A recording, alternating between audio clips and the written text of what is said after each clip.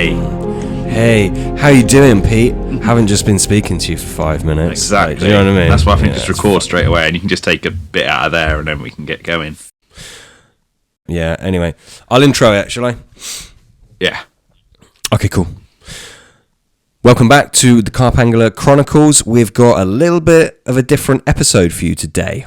What we're going to be doing is leading in with our usual kind of ramblings. We've got a question to cover, and we're going to fill you in on what we've been up to and what we're thinking about in our world of angling. Then we're going to hop into a segment that we actually recorded when we were out on the bank. We weren't together, but we were fishing in different locations at the same time, so we decided to hop on a call with each other and record it. So we'll be bringing that into the mix in a little while, and then we're going to come back in from here in the studio to kind of give it a little bit of a recap and explain what happened for the rest of our session on the bank and what transpired as a result.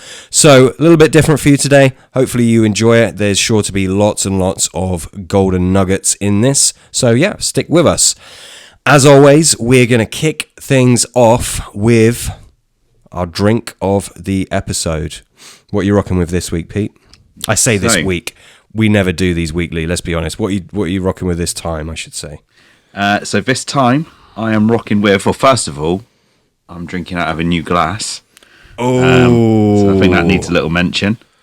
Definitely does. So Sam's decided to surprise me with a little gift. Unexpectedly, I got a gift in the post at work, and he's bought me a Carpangler Chronicles tumbler with a lovely little engraving of a linear on it as well. I like it.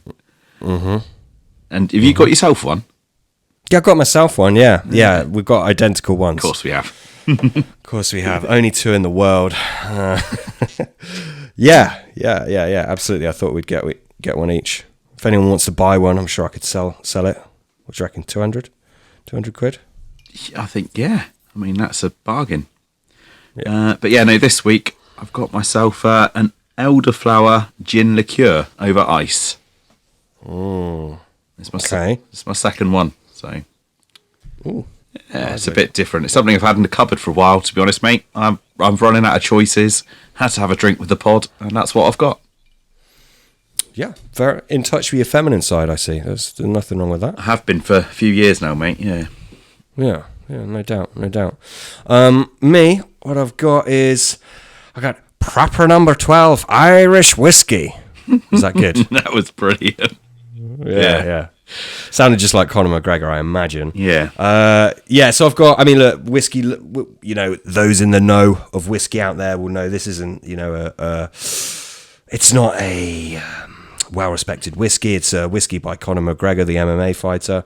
But by the looks of it, he actually put quite a bit of effort into it. Taste-wise, again, I'm no expert, but it's a young whiskey. It's actually not bad. You'll get loads of whiskey snobs that will say, "Oh, you know, it's rubbish and stuff." But for me at least, it's not too bad. It's not going to compete with a nice, well-established, you know, Scotch or anything like that. But yeah, it's pretty good. So that is what I'm drinking. I've also got a little bottle of San Miguel. I just cracked it open whilst I was waiting for you to call, Pete. So yeah, those are my drinks of the episode. And actually, it's rather fitting I'm drinking an Irish whiskey because we have a question from Phil in Ireland. Good old Phil. Now, Phil wants to know, should I do it in his accent? The whole thing, the whole way through. Whole way through. So so Phil's part. All right, Sam, just come across the pod and thoroughly enjoy the Carpy ramblings. I have a question. First suggestion. I'm by no means. Oh, he's talking about whiskey now. I'll cut that stuff out just for the sake of the listener. Yeah. There we go. Yeah. The question: can you please explain how to learn how to fill the lead down? I've been fishing for years and I can fill the dunk on a very short underarm cast, but I can't replicate it at distance. There we go.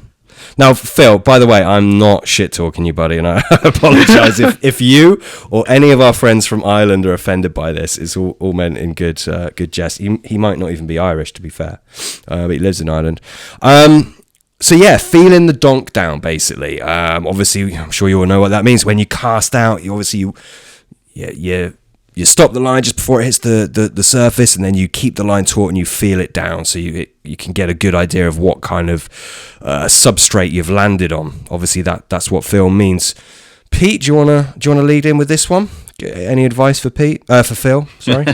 Yeah. So basically, so when you cast, feathering the line on the reel before the lead hits the water is number one to feeling the lead down. So if you, let's just say you're clipped up, for example, because a lot of people are doing that these days. So you've got a distance that you're fishing to, you've clipped up to that distance. So before your line's about to sort of like hit the clip, you're feathering the line so it's slowing down, and then you want to stop it just as it's hit the clip before the lead hits the water, and then you've got a nice straight, tight line. And as that lead's dropping down through the water column, you maintain a tight line, and then you feel the donk through the rod tip.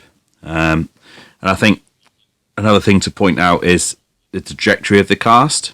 You want it to be sort of like, you want to punch it. You want to have a nice straight line from your cast. If you do a big loopy cast, you're going to have a lot more slack line in the air, so it's a lot harder to sort of to feather it down. So if you can sort of punch the lead out and then just control it with your feathering.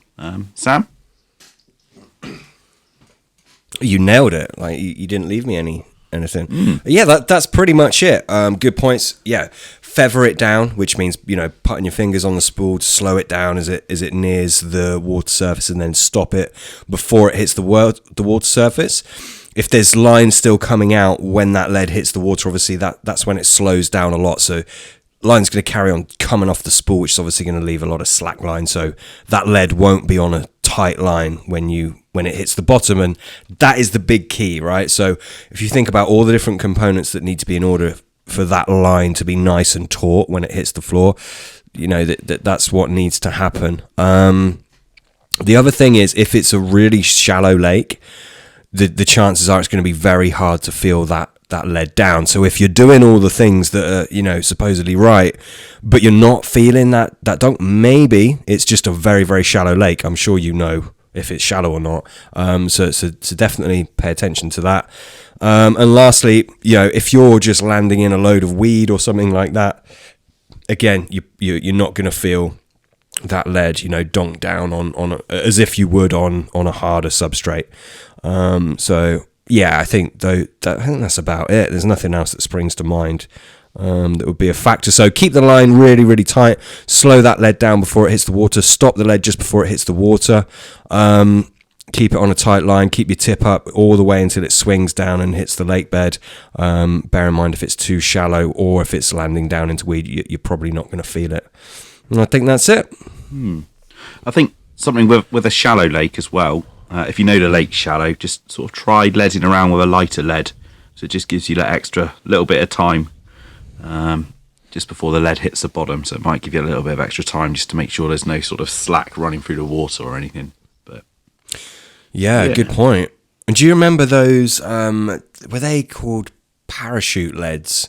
What were those lead? Or trilobe? Don't know, memory's gone. There was these funky looking leads where you cast them in and they hit the water and they supposedly they lift up or something and then drop down. No. Something like that. Do you know what I'm on about? No, I haven't got a clue. Oh, damn it, what are they called? No doubt someone listening will be like shouting at us. I can't remember. The parachute leads, trilobe leads, something like that. Anyway, yeah, I don't know whether that would potentially help slow it down as well.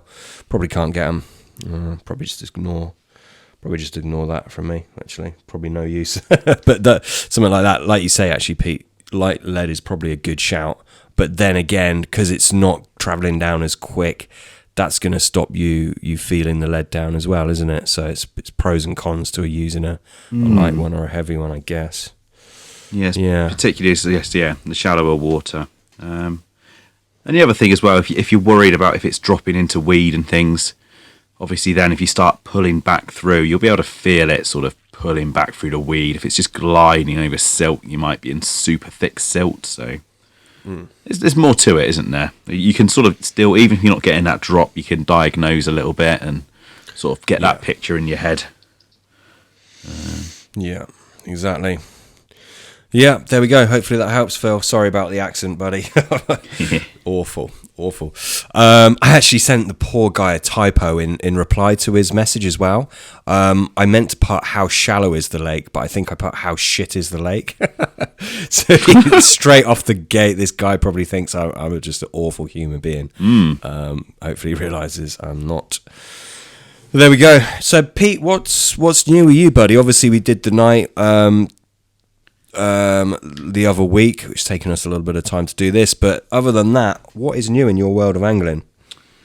New in the world of angling, not a great deal. I've managed to get down to the lake again last night, and I've managed to bait up a few spots again, 4 different spots, a couple of different swims, which I sort of fancy the look of, and fingers crossed I'm either fishing tomorrow night or the night after. That's the plan. See how things go. And yourself? This is your pit, that the bigger of your pits that you were going to fish. Is that right? Is it that lake? It is, yeah. Yeah. I believe you've and this is not an easy lake.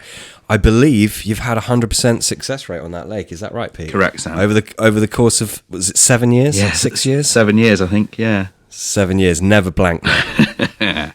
Hard pit. This is hard pit. Yeah. Yeah, I fished it twice. Once 7 years ago, and I fluked one out, and then once the other week, and I fluked one out. So yeah, I'm doing good. Oh, you've just spoiled it. We've just spoiled it. Never mind. Nice, mate. Nice. And yourself, Sam? I don't think you've been fishing since, have you? You were hoping to, I thought, this weekend, but no, I wasn't going to fish on the weekend. I was going to do a quick overnighter at the end of the week. But I had to be, responsible and all that, and just carry on with some work. I've been to the lake quite a few times. It has suddenly got really busy now. This is a lake I was just going to do a few sessions on over winter. I'd like to have one of the originals out. There's I'm not 100% sure how many. There's not that many of the originals. So I guess I'm being quite ambitious by wanting to get one out. But I would like to get one out. But yeah, I've been going out on the weekends just with my girlfriend just to put some bait in and was hoping to put some bait in and find some spots. But it's been, as far as that lake goes, it's been rammed. There was 7 people on it on the weekend, which for this lake is quite a lot. I mean, it can cope with 7 people. But still, it's like it's just suddenly got really busy. There's been some captures like publicized from there, and local people in the know of that know which lake it hasn't been named or anything, but you know what it's like. People know, so it's got busy because of that, which is a bit of a shame. So anyway, long story short, I haven't managed to put any bait in. I haven't managed to really do anything there. But I'm hoping to just do a day's stalking, which I know might raise a few eyebrows at this time of the year, but nonetheless, I'm hoping to do a day's stalking there on Wednesday. Just kind of slip in between clients. Hopefully I should be able to wangle it, so I've got 4 or 5 hours on the bank there. Not an easy task in very early March. It's the 2nd of March. So it's not exactly prime stalking conditions, and it's not a prime stalking lake either, but I've got a good feeling. We've had a few days of sun, like the sun is kind of a bit, it can get to the water surface a bit better now, the trees and stuff, and this little bit of sun, I think it would have heated the water up just maybe at a degree or 2, but that's quite significant for carp. So I'm kind of confident I can at least find something there, find a fish, and hopefully get it to feed, and obviously hopefully get a capture. Hopefully that's the plan. So yeah, I'm quietly confident actually. Is it the kind of place? Foolish of me. Is it the kind of place that you can find the fish sort of quite easily, and easily to spot once you've sort of found them? You found a few, and no, not really. No, got your work cut out. Yeah, it's just the nature of the lake, and there's not the trees there are kind of, there's no good climbing trees or anything like that, so it's actually going to be quite hard.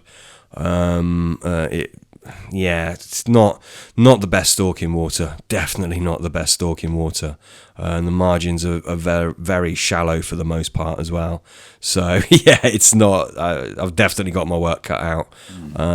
But as I said, I mean, I'll give it my best shot. If I see something, anything, then I'll move on it. And that's my plan. So hopefully by the next time we do one of these, I'll have had one of those originals and I can move on. Oh, by the way, my ticket on there ends. I just got a little winter ticket.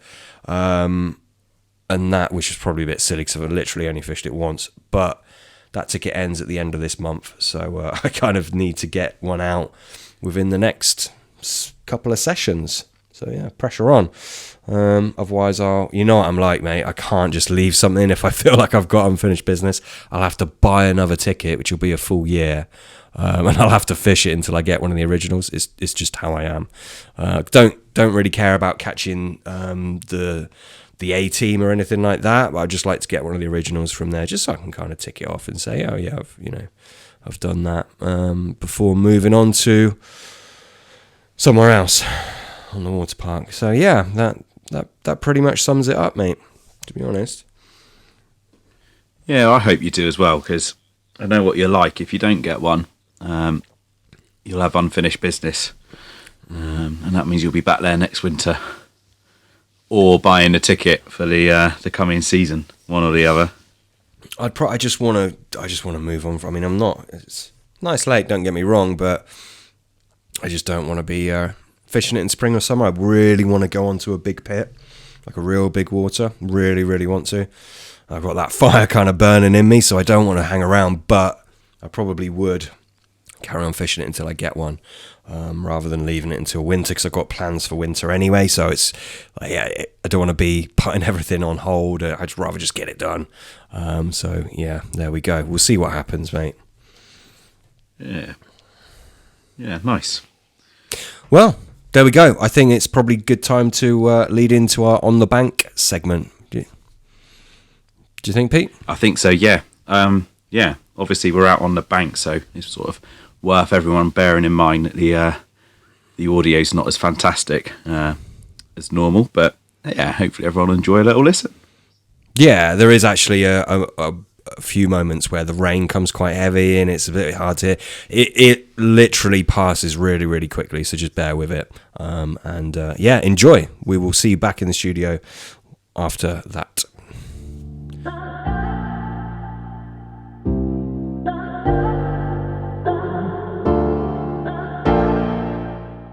Welcome back to the Carp Angler Chronicles. A bit of a special one for you today.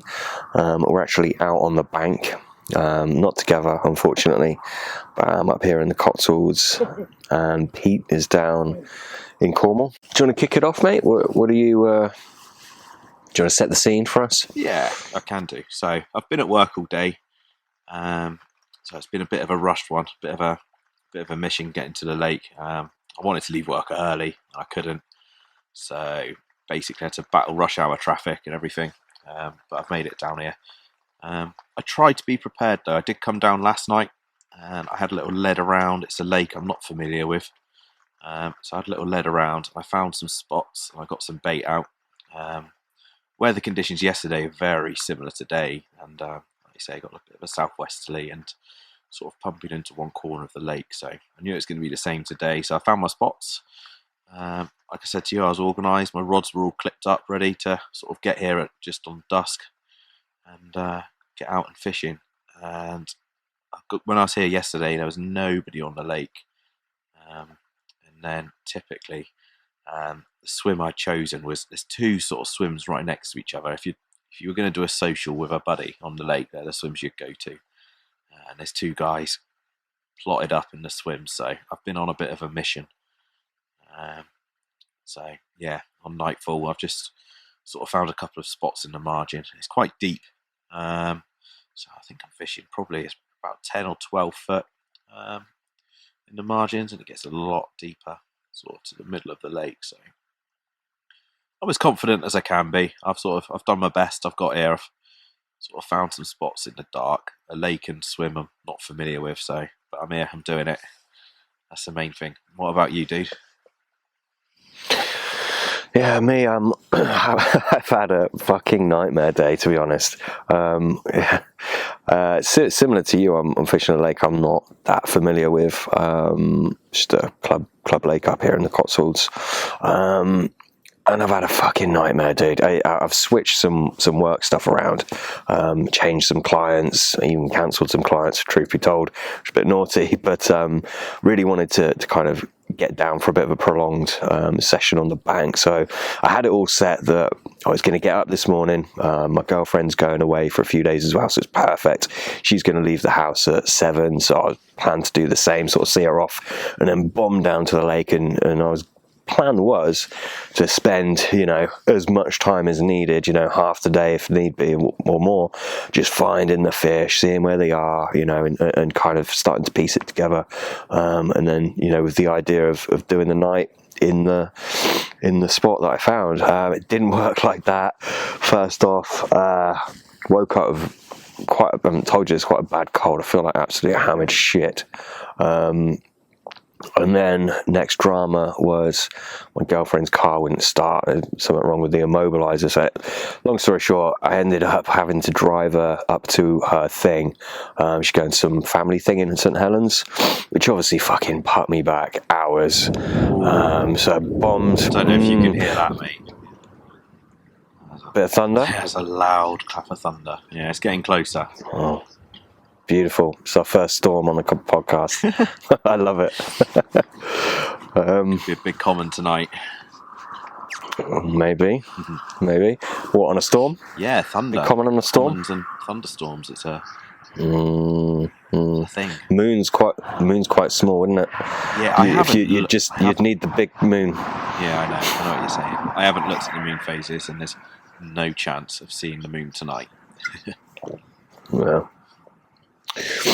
But yeah, sorry. Anyway, dude. I'll get back. I'll get back to my story. So anyway, I had to drive my girlfriend up to a family thing. Put me fucking hours behind, so I'm a bit pissy about that, to be honest. Poor girl. So I bombed back to my house, and then 30 minutes away from my house, I'm just like, oh my god, what is going on in my stomach? My stomach is doing fucking somersaults, and I'm desperately needing to empty it, right? So anyway, I'm just putting the pressure on, managed to get home, run up to the loo. Anyway, all hell breaks loose. Turns out I've got a bad stomach on top of a cold and being fucking hours late. So yeah. Anyway, I had to sort it out. So yeah, not ideal. I didn't get a chance to spend the amount of time I wanted to finding spots, so I just kind of plotted up where I thought it looked likely, sort of all the knowledge I have of the lake. It's a nice southwesterly coming in here, so I led it around a bit. I found the spots and flicked a couple of hinges, and that's me, mate. I'm fishing, but I'm not fishing how I'd like to. To be honest, felt like absolute shit, and it's just a real effort to just lead around and find the spots. I feel like just going into my bag and going to sleep. So I guess you can call it fishing, but it's not my finest hour, mate, to be honest with you. No, you got some time on the lake tomorrow as well? Yeah, I got some time on the lake tomorrow. I could probably, if I wanted to, I could stay here probably until about 5ish and then bomb back for a evening meeting. Yeah, about 5, half 4, 5ish. I just need to get changed just so I look a bit more presentable. So yeah, I could spend a bit of time tomorrow, mate. Yeah. I could always move if need be. Find So is this a lake you're going to sort of fish in the future as well? I don't know, mate. I don't think so. Not to any great degree. It's don't get me wrong. There's some beautiful fish in here. The kind of low mid 30 kind of mark. So nothing huge. Pretty fish though. Very nice fish. Nice scaly ones. Nice linear. So yeah, but I don't know if it's what I want to really spend my season on. I want to get my teeth into something a little bit more just something a little bit different. I mean, this place is nice, don't get me wrong. There's, as far as I'm aware, about 40 fish. 40 fish in here, although they have just stocked in some other fish apparently, some small ones obviously. So yeah, it's about, I don't know, 10 acres, something like that. Yeah, it's just all right water, But no, I can't see myself, really going for it on here. I might come back next winter and spend winter on here. Don't know. Have to see how it goes. I'm getting a bit of a yearning for a bit of a big pit adventure. That's what I'm kind of feeling. Still not sure what I'm gonna spend my season on. I'm thinking it might be one of the big pits up here. How about yourself, mate? We've been speaking, and over the last few podcasts, you've sort of changed your mind on where you want to be fishing. Have you got any further along with that or not? Yeah, I mean, sort of. Yeah, I think we spoke about the quarry that we fished before, and I've got unfinished business there. I don't think I'm going to pursue that now. I'm sort of quite happy fishing this sort of a couple of local sort of club waters, and just sort of put my time in here really. And I think that's the plan for this year. And the ticket's bought, and money's tight at the moment as well, so I can just sort of come and go at my heart's content. I don't have to worry too much, which is a nice feeling, to be honest. When's your ticket run out? I think it's January to December, I think. Oh, really? Yeah, it's a full year. Okay. So, yeah, we'll see. See how it goes, but there's just some nice lakes, and sort of a couple of runs waters and places I'd sort of come to if I have a few hours of an evening. So it's a ticket I'd want to sort of keep going, I think, anyway. Yeah, a bit of variety for you. Yeah, exactly. Yeah. Are you going to stick with the water that you're on now, or target one of the others? Honestly, don't know, Sam. Don't know. It's so sort of early in the year, isn't it? I just sort of happy to be fishing at the moment, mate. I've not done a great deal over the last sort of year or so since my little one was born. So just to be out on the bank again, I'm quite happy. But you know what it's like. I'll get my teeth into something hopefully, and then pursue it then. But sort of have to take its course naturally, I guess, and see what happens. Yeah, absolutely, mate.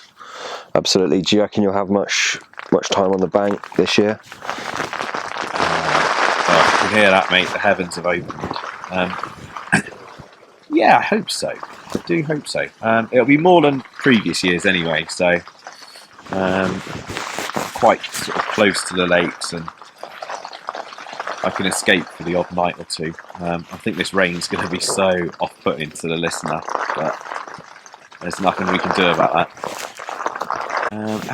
You've had some bad weather, and I know, well, everyone knows you've got your new brolly. How's it standing up? Everyone knows I've got my new brolly. Okay. Yeah, not bad, mate. It isn't leaked. I'm dry. Well, I'm not dry, I'm fucking soaked. But I've not been wet from any leakage, so that's good. Yeah, it's alright, mate. It's the first time I've had it up, to be honest. Yeah, seems alright. It's a brolly. It's got the front ribs which extend, which like make it freestanding, which is quite a nice touch, I suppose. I don't know if it would be like a decision maker for me, to be honest. But it's a nice little feature nonetheless. How long are you going to keep this one, do you think? Don't know, long time probably. Yeah. Run it into the ground. Yeah. You've been known for going through shelters quite quickly. I have, mate. Yeah, I have. Yeah. Well, they used to wear out, to be fair, didn't I? I just used to break them. Yeah. Run them into the ground, mate. Run them into the ground. That's the way to do it. Can you remember that Fox Evo shelter you had? Oh, yes. I loved that thing. Love it. Wish I still had it. Did you throw that away? I think Well, when I moved up, I just left it at my parents' shed, one of their sheds, and it ain't there now, put it that way. I reckon my mum threw it out.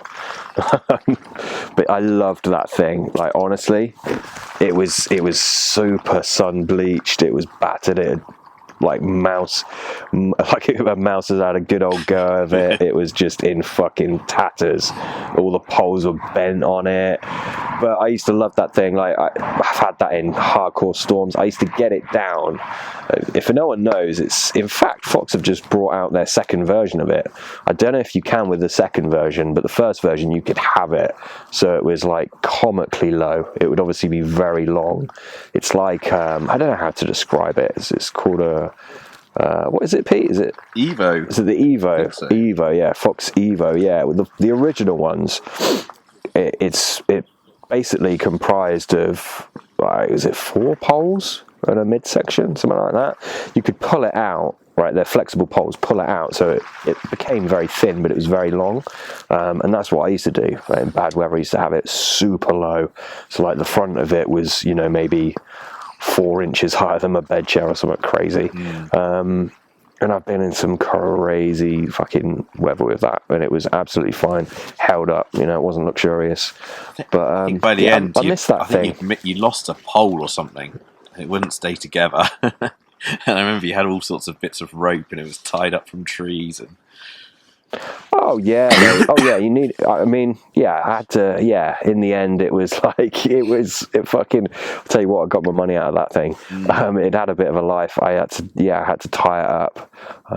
So I had to fish like somewhere near a tree, which isn't hard. And yeah, I used to carry like real long lengths of blue rope with me just to make sure it stayed up. But had some good times in that thing. I could tell a few stories if it could talk. yeah, sure. Yeah. We didn't mention it, mate, but are you having a traditional tipple? Oh, we didn't mention it. Yes, I am. At the minute, I've got Green King IPA.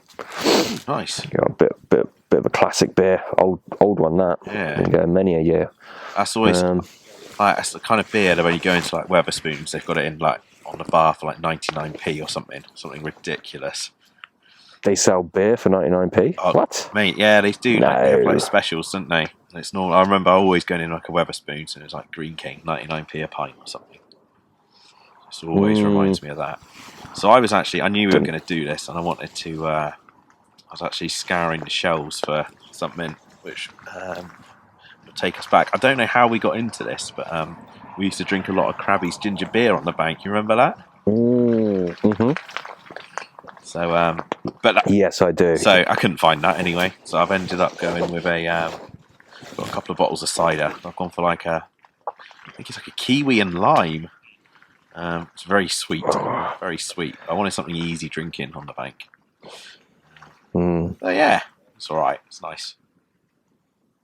Nice. Kiwi and lime. What brand is it? Honestly, it's from Aldi. So something funky. Right. I have no idea. Yeah, I'm not into my ciders. I just can't get into it. Nah, don't like them. Too sweet, too sugary. Yeah, This thing is sweet. Like- it is. Yeah. bit of a girl's drink, really, isn't it? Yeah. Like your Amarula. Yeah, a little bit. Nothing wrong with a bit of Amarula, mate.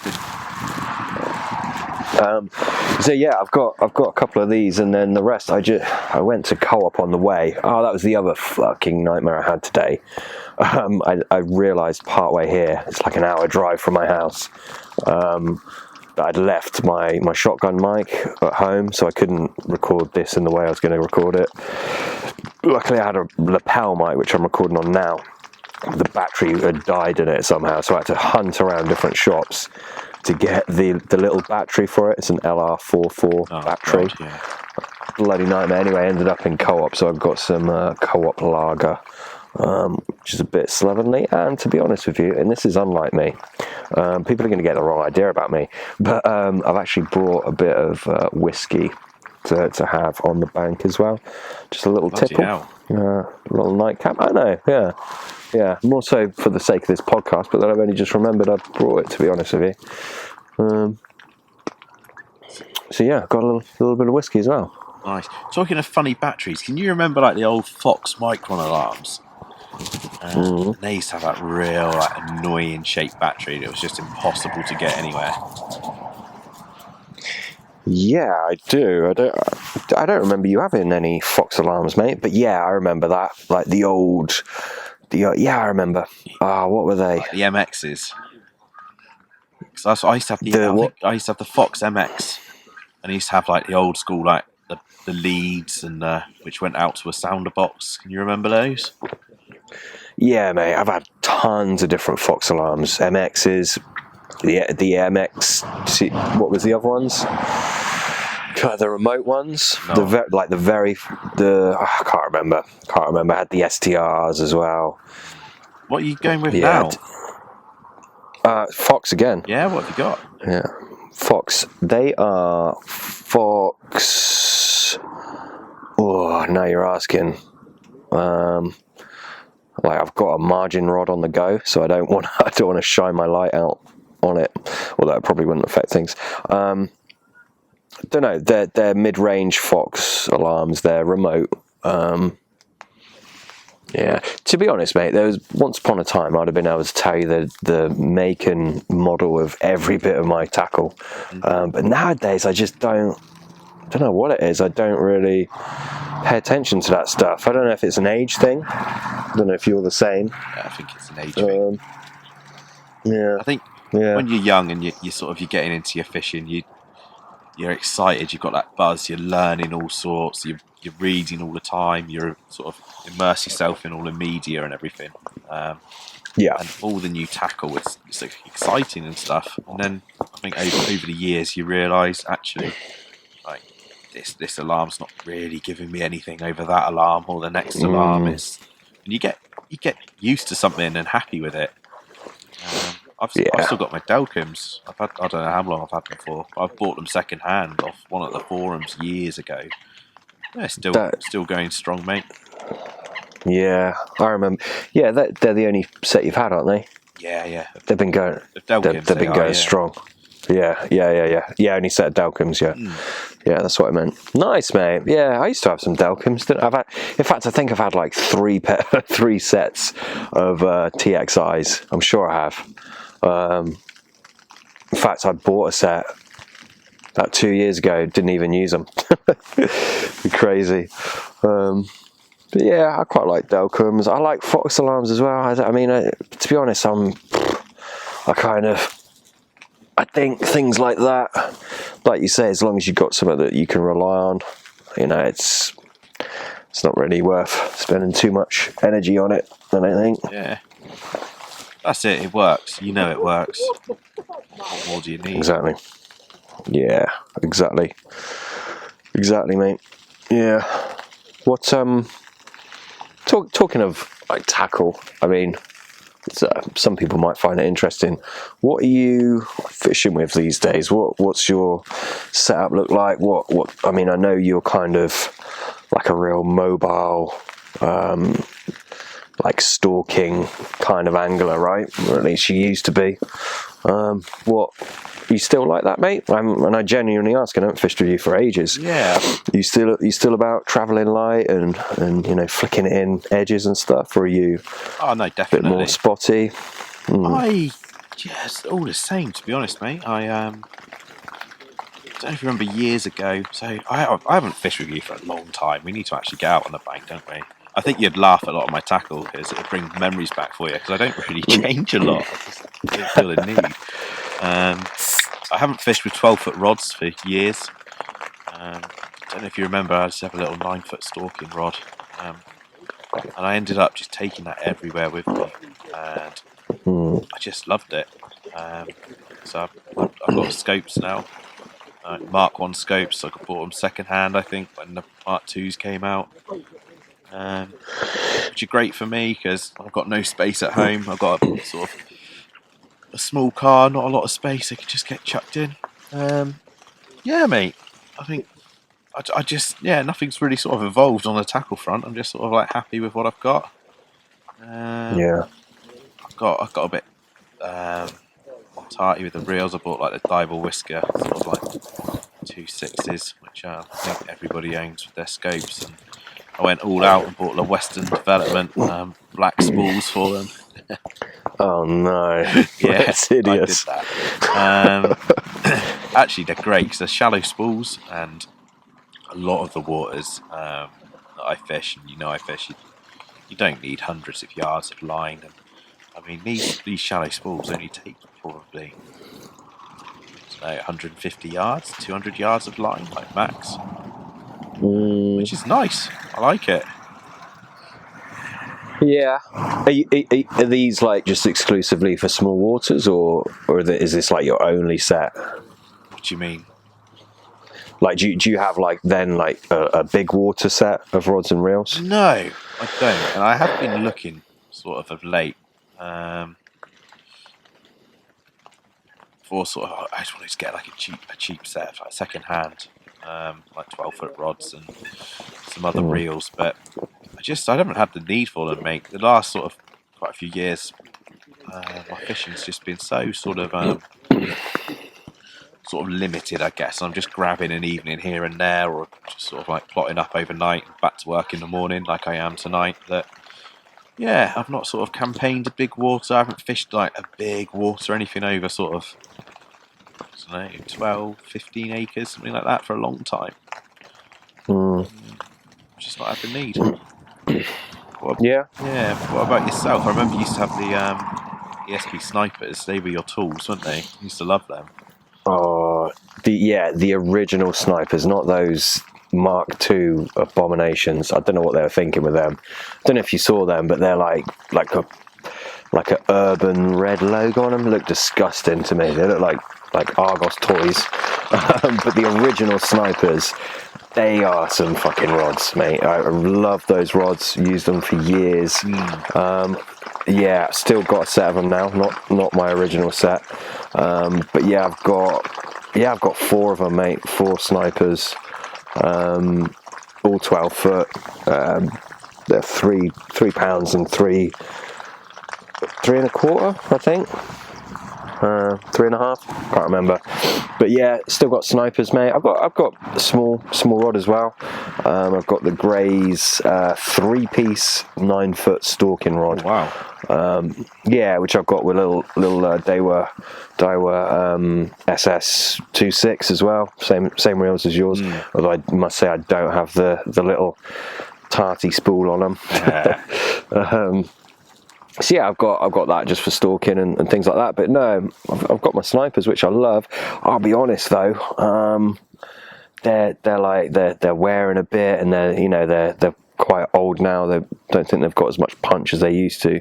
They're pretty battered. So I've been starting to look for some casting tools. Some casting rods, just for banging it out there on like the big waters.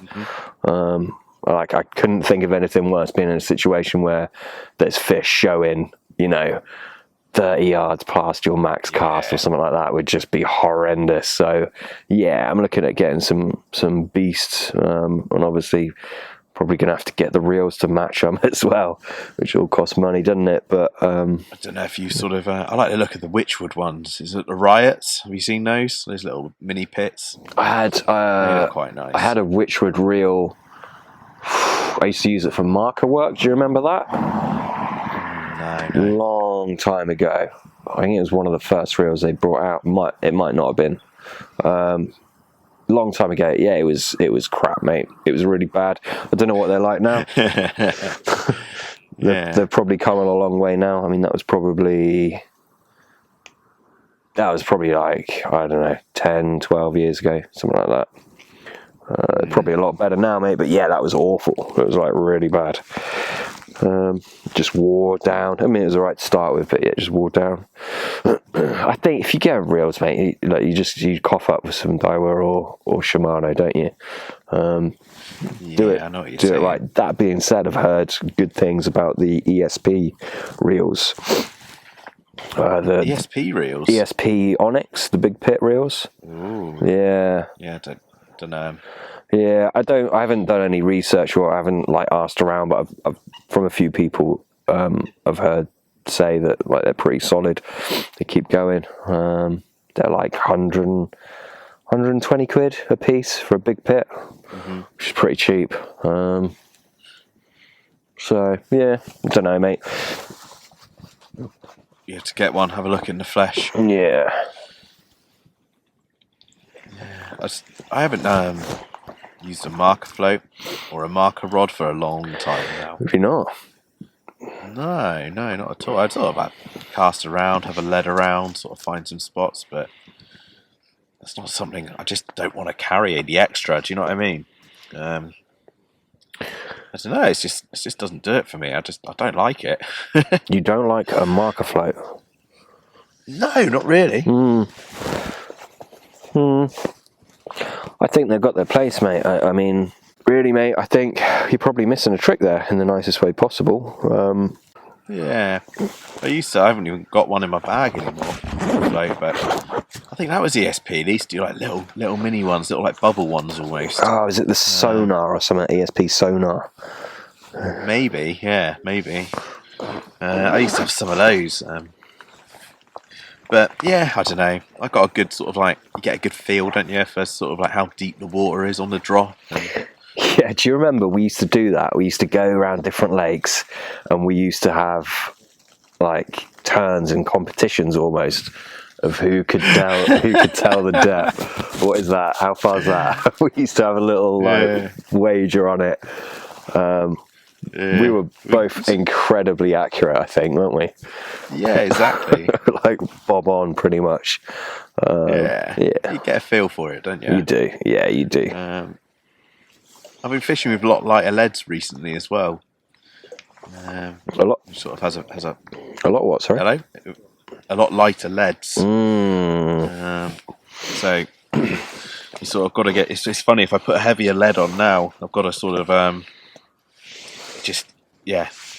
I've got to readjust my my depth gauge. If that makes sense. Recalibrate your meter. Yeah, absolutely. Yeah, that's it. Yeah, I'm not a fan of light leads. I mean, I've got some. I'll use them if I need to. If I'm in silt or something. But otherwise, I like a heavy lead, big, bold, heavy lead in your face. Yeah, that's what I like, mate. Yeah, if I'm fishing in the edge, I go for a bigger lead. But I just think, especially if it's a little bit silty, and I think of a heavy lead a lot of the time. You feel it down. You can be plugging into silt and then get the donk, and you can't feel it so much. Does that make sense? And I think you've got presentation issues, and I think if that lead sort of really plummets in, you just sort of like, I don't know. I've got a real thing at the moment about presentation. Yeah, I think a heavy lead hinders. Yeah, I mean, I really do. I'm talking about fishing like gin clear gravel pits. If you know for a fact there's a solid bottom on there. For me, I just don't think you can beat a heavy lead. I don't know why you wouldn't. I don't know why. I don't know what advantage there'd be from having a light one. If you're on a rock solid spot, and there's no silt there. Yeah, it's just me. Just each their own. Yeah, and I think because I've moved away sort of from leg clips recently, and I'm fishing sort of helicopter setups. Like, I think a lot of the time, well, it depends how you set it up, I guess, but your hook links quite far away from the lead. I think you're relying on a lot of resistance from the line, if that makes sense, to prick the fish. Yeah. So I've been using lighter leads again with my chain set up as well. But, this is all very boring. When you say light lead, how light are you going? I think it's like a 2 ounce. Oh, you broke up then. It's what, sorry? Sorry, yeah, it's a 2 ounce. 2 ounce, okay. Yeah. It's interesting. Like our buddy, or Rootsy, he's a light lead man. I don't know if he still does. I'm sure he was on like 1 ounce leads. Just super light. Wow. Yeah, real light stuff. I guess it's a very personal thing, like a lot of things in angling. It's whatever you got confidence with, isn't it? you go with that. For me, I'm probably, I think, like, as my angling's gone on through years, it's got kind of cruder and cruder, less refined. I mean, years ago I used to be so paranoid about finding everything down and presentation and very almost like a delicate setup in a way. Obviously I made sure it was all very strong so I could land fish through, weed or whatever. But presentation wise and everything like that, I was very very focused on honing that all down. Now I'm very different on big hooks, like size 2s. Wow. Heavy leads, just robust industrial kind of stuff. So sorry, size 2 hooks. Oh yeah. Are you fishing on the bottom or is that a pop-up? Both. Oh really? No, actually my pop-ups have a 4. Yeah, I have a size 4. Oh, you see, I thought you'd use a bigger hook with a pop-up. I can't. The hook that I like for pop-ups, I can't get any bigger than a 4. So I use that. But interesting point. Why would you think bigger hook on a pop-up? I don't know. Just I think you're negating the weight of the hook. Whether that's a myth or rumour, but that would sit more comfortably with me. It's just a big hook sat there, sort of like, I don't know. You've got like a bigger gate, and it's just sort of sat there, primed, sort of ready, just to sort of prick the fish's mouth. Is it sort of, even if it just like mouths the bait? If that makes sense. Why would that be less important on a bottom bait though? I don't know. I think a big heavy hook. I just think it could be more blatant to a fish, mate. I really do. So, if you've got a super riggy fish, I just think it's added weight. Like you say, it's a bit sort of crude. I don't know. Just for me, a 2, I could see me sort of like going over to the continent and fishing sort of like big public waters in France with a size 2 hook, wanting a 60-pounder, but down at my local, I don't know. It's just a bit crazy. Yeah, I mean, I don't know why you'd think you'd use a bigger hook on a pop-up and a smaller one on a bottom bait if you're worried about it being blatant. I mean, it's going to be more obvious if it's on a pop-up, but I think the reality is... Because I don't. I think a lot of the time it's hidden under the pop-up, if that makes any sense to you. I think the bait's off the bottom, the hook's like hanging there primed. I can see why people use a big hook because the weight of the hook's negated, and that it's just, you've got that wide gate just sort of primed for pricking a fish's lips, or even if a fish is just mouthing it or something, it's just sensing and feeling it out, and it could just get it. Yeah, I mean, yes. I mean, you're preaching to the choir.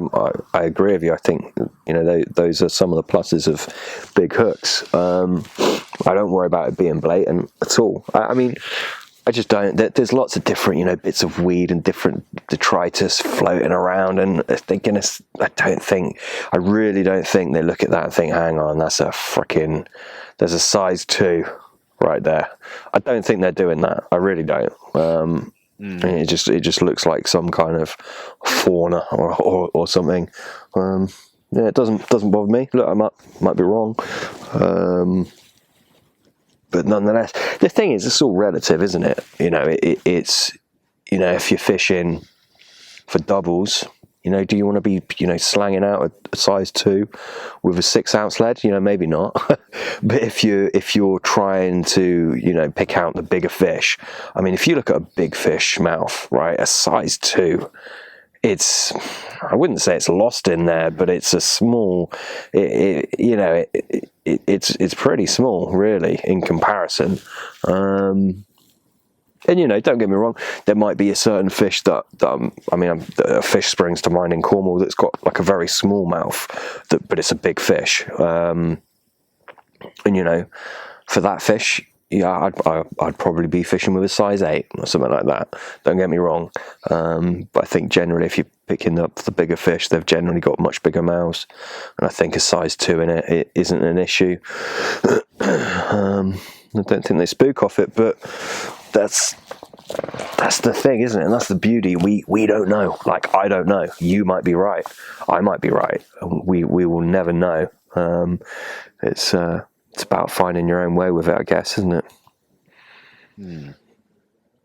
Yeah, that's it. What pattern are you using? Or For what? For bottom baits, I mean, pop-ups. I mostly just fish hinges, to be honest with you. So obviously I'm on a stiff rig. Bottom baits. I'll be honest, I don't like beaked points, but I'm actually using a beaked point wide gape. 2 reasons. I think obviously slightly less chance of getting and to be honest with you, I'm in 2 minds about this. I'd like to think there was less chance of the hook point turning over on the gravel with the undertow and stuff. I don't know if that really works like that in reality. That, and I am crap at sharpening hooks, really bad, and I think a sharp hook is a massive edge. So I actually buy the Korda, whatever they're called, Kamura, whatever, I don't know what they're called. The new Korda hooks that are like super sharp. Unfortunately, I mean, I'm not a big fan of their hooks, going to be honest, but I'm a fan of the sharpness of those new hooks. So I'm actually using them right now. If I could sharpen hooks well, then I'd be on something else. But I can't, so I have them. So yeah, I use the wide gape for a bottom bait, and then a stiff rig for a pop up. Sometime, or either that, or I'll use a long shank. A long shank hook, not a fox. Not a Korda one, but I'll use a long shank hook for bottom baits. I like the long shank pattern. Do like that for bottom baits. Little like bit of shrink tubing, typical kind of stuff. For a little kicker liner. But I tell you what, I've just got some of the new ESP trig hammer hooks.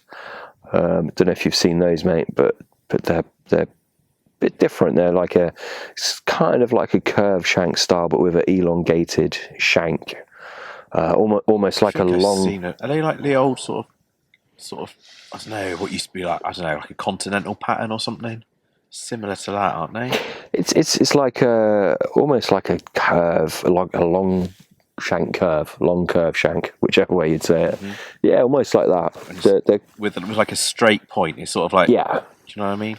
Yeah, I've seen them. I have seen them. Yeah, I like straight points, to be honest. I think you got greater chance of pricking the fish. The whole thing of like a beaked point will hold in the fish's mouth, I think is bullshit. I do. I remember someone trying to convince me.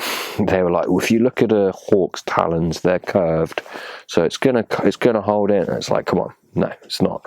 Like the point of the hook is pretty weak if it's sharp, but certainly. So I just don't think it's going to hold in like that. So yeah, I'm the same, mate. I like straight points. Though not a big one for beaked, but as I said, these Korda hooks are so sharp. And then until I can either get my missus to sharpen them or learn to do it myself, I'm going to stick with them. How do you struggle? I don't know. If like hook sharpening, I've been doing it for years now, I guess. But how do I? I'm real fussy. I'm so fussy now over the points of my hooks. It's actually it's a little bit debilitating to my fishing. I'll say it takes a couple of casts to get it bang on the spot, and then my hook point's just a tiny little bit duller than it was. And I can't put it back out. Mm-hmm. Can you remember the Gardner Point Doctor that I had? That little like rubber thing. I've got one, mate. I've got one of them. I still use that. It's brilliant. Like hooks out of the packet, especially if they've got sort of like their Teflon coating or whatever, the matte finish that they have. And you just rub one of those over it a few times. God, the difference it makes is amazing. I used to use the Gardner Mugger hooks all the time, but I found I had issues with their sort of hook points out of the packets just not being as sharp. Like, say for every 10 you get in a packet, I was probably getting sort of 3 or 4 that were just sort of like really not sharp enough. It was becoming a regular thing, so I stopped using them. Yeah, I'll be honest. I've had that same issue with. I was tying some rigs up yesterday. Two packs of the Korda, Kamakura, whatever, the Choddy size 4s. A lot of them were like they weren't as sharp as they should have been. You know, some of them in the pack were good. Quite a few of them were not good. So I don't know if something's changed in terms of their quality control, or whether I was just really unlucky and I got 2 packs on the run that were really bad. But yeah, it was annoying. But I mean, I honestly, mate, I give up. Like I can do the same, like run it over real light, even with something real mild, like that foam, like that rubber Gardner thing, Point Doctor, I think he called it. I'm still shit with that, mate. I can't do it. It just like do you take the edge off the hook, or you just don't improve it? I worsen it. Like I literally, mate, I'm like a fucking ape with it. Honestly, I just can't do it. I've tried the different Jag ones, you know, the green, the red one, the fucking black one, the heavy duty one. I just can't do it for love nor money. In the same respect, yeah, I can't. I'm quite into like knives now, like kitchen knives, cooking knives. I've got some nice steel. Again, same thing. I can't sharpen them for shit. It's awful. Yeah, awful. I gave up with my kitchen knives. I make them worse if you're trying to use like a steel or something. Like, yeah. My old man, when he was a kid, he had a job like on the weekends at a butcher's shop, and he used to like have to sharpen the knives and that. Like you see him on that thing, mate, and he's and they're just he shaves his arm with them to make sure they're sharp and mad. Yeah, I can't do that. I bought one of those ones you stick your knife in. It's got like a little rubber suction cap. You stick it on your kitchen worktop and pull the knife through it. Yeah, it's all right. It does the job. But probably what you need to get, mate, is like a little jeweler's eyepiece. Have you got one of those? Yeah. Oh, you've got one. Okay. Yeah, got the Jag one. So oh, okay. Yeah, I bought one. I think I got mine from Wish, mate. It was like two or £3, and it come with like an LED light in it. It's bloody good. It's got 2 different lenses, like an ultra bright LED light, which is perfect for on the bank. Yeah, I've got vices. I've got everything, mate. I just can't do it.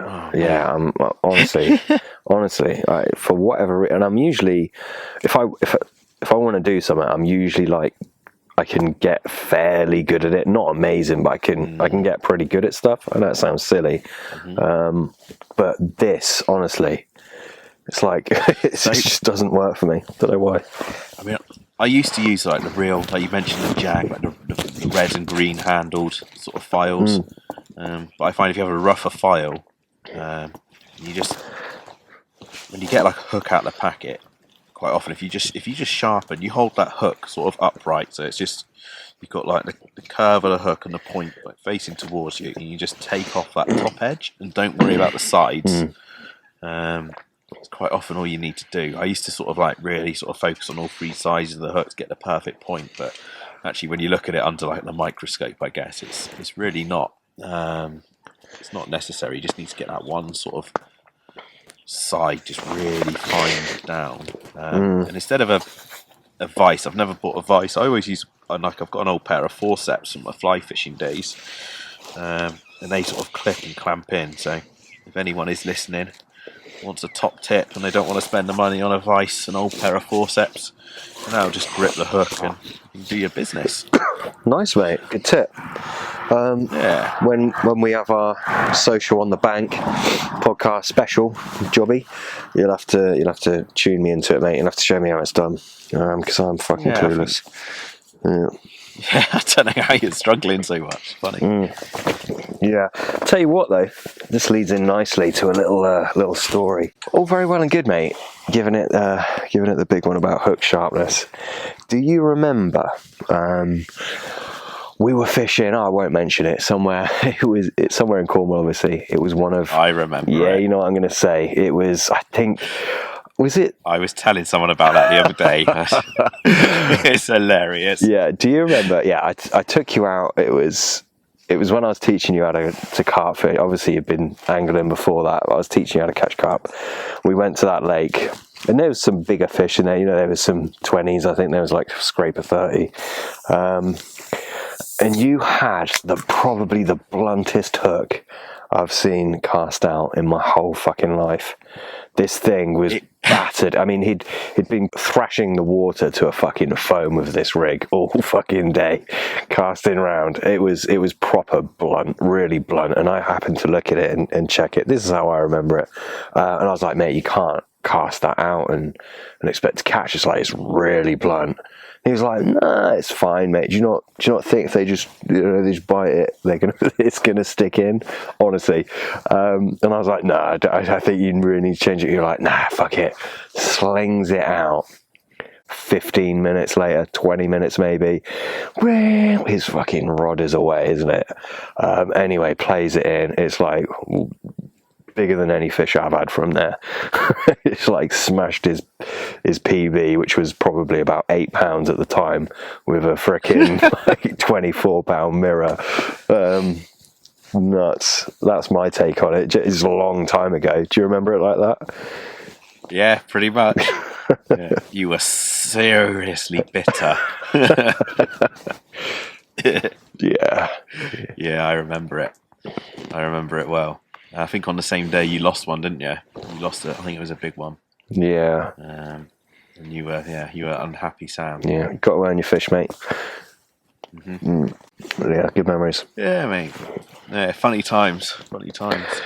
Yeah, you've come full circle with your hooks, mate. Yeah. God, mate, that's like a lifetime ago. That is, isn't it? Yeah. Yeah, that's one I've got a very vivid memory of that though. Yeah, good times. What would you say is your most memorable capture?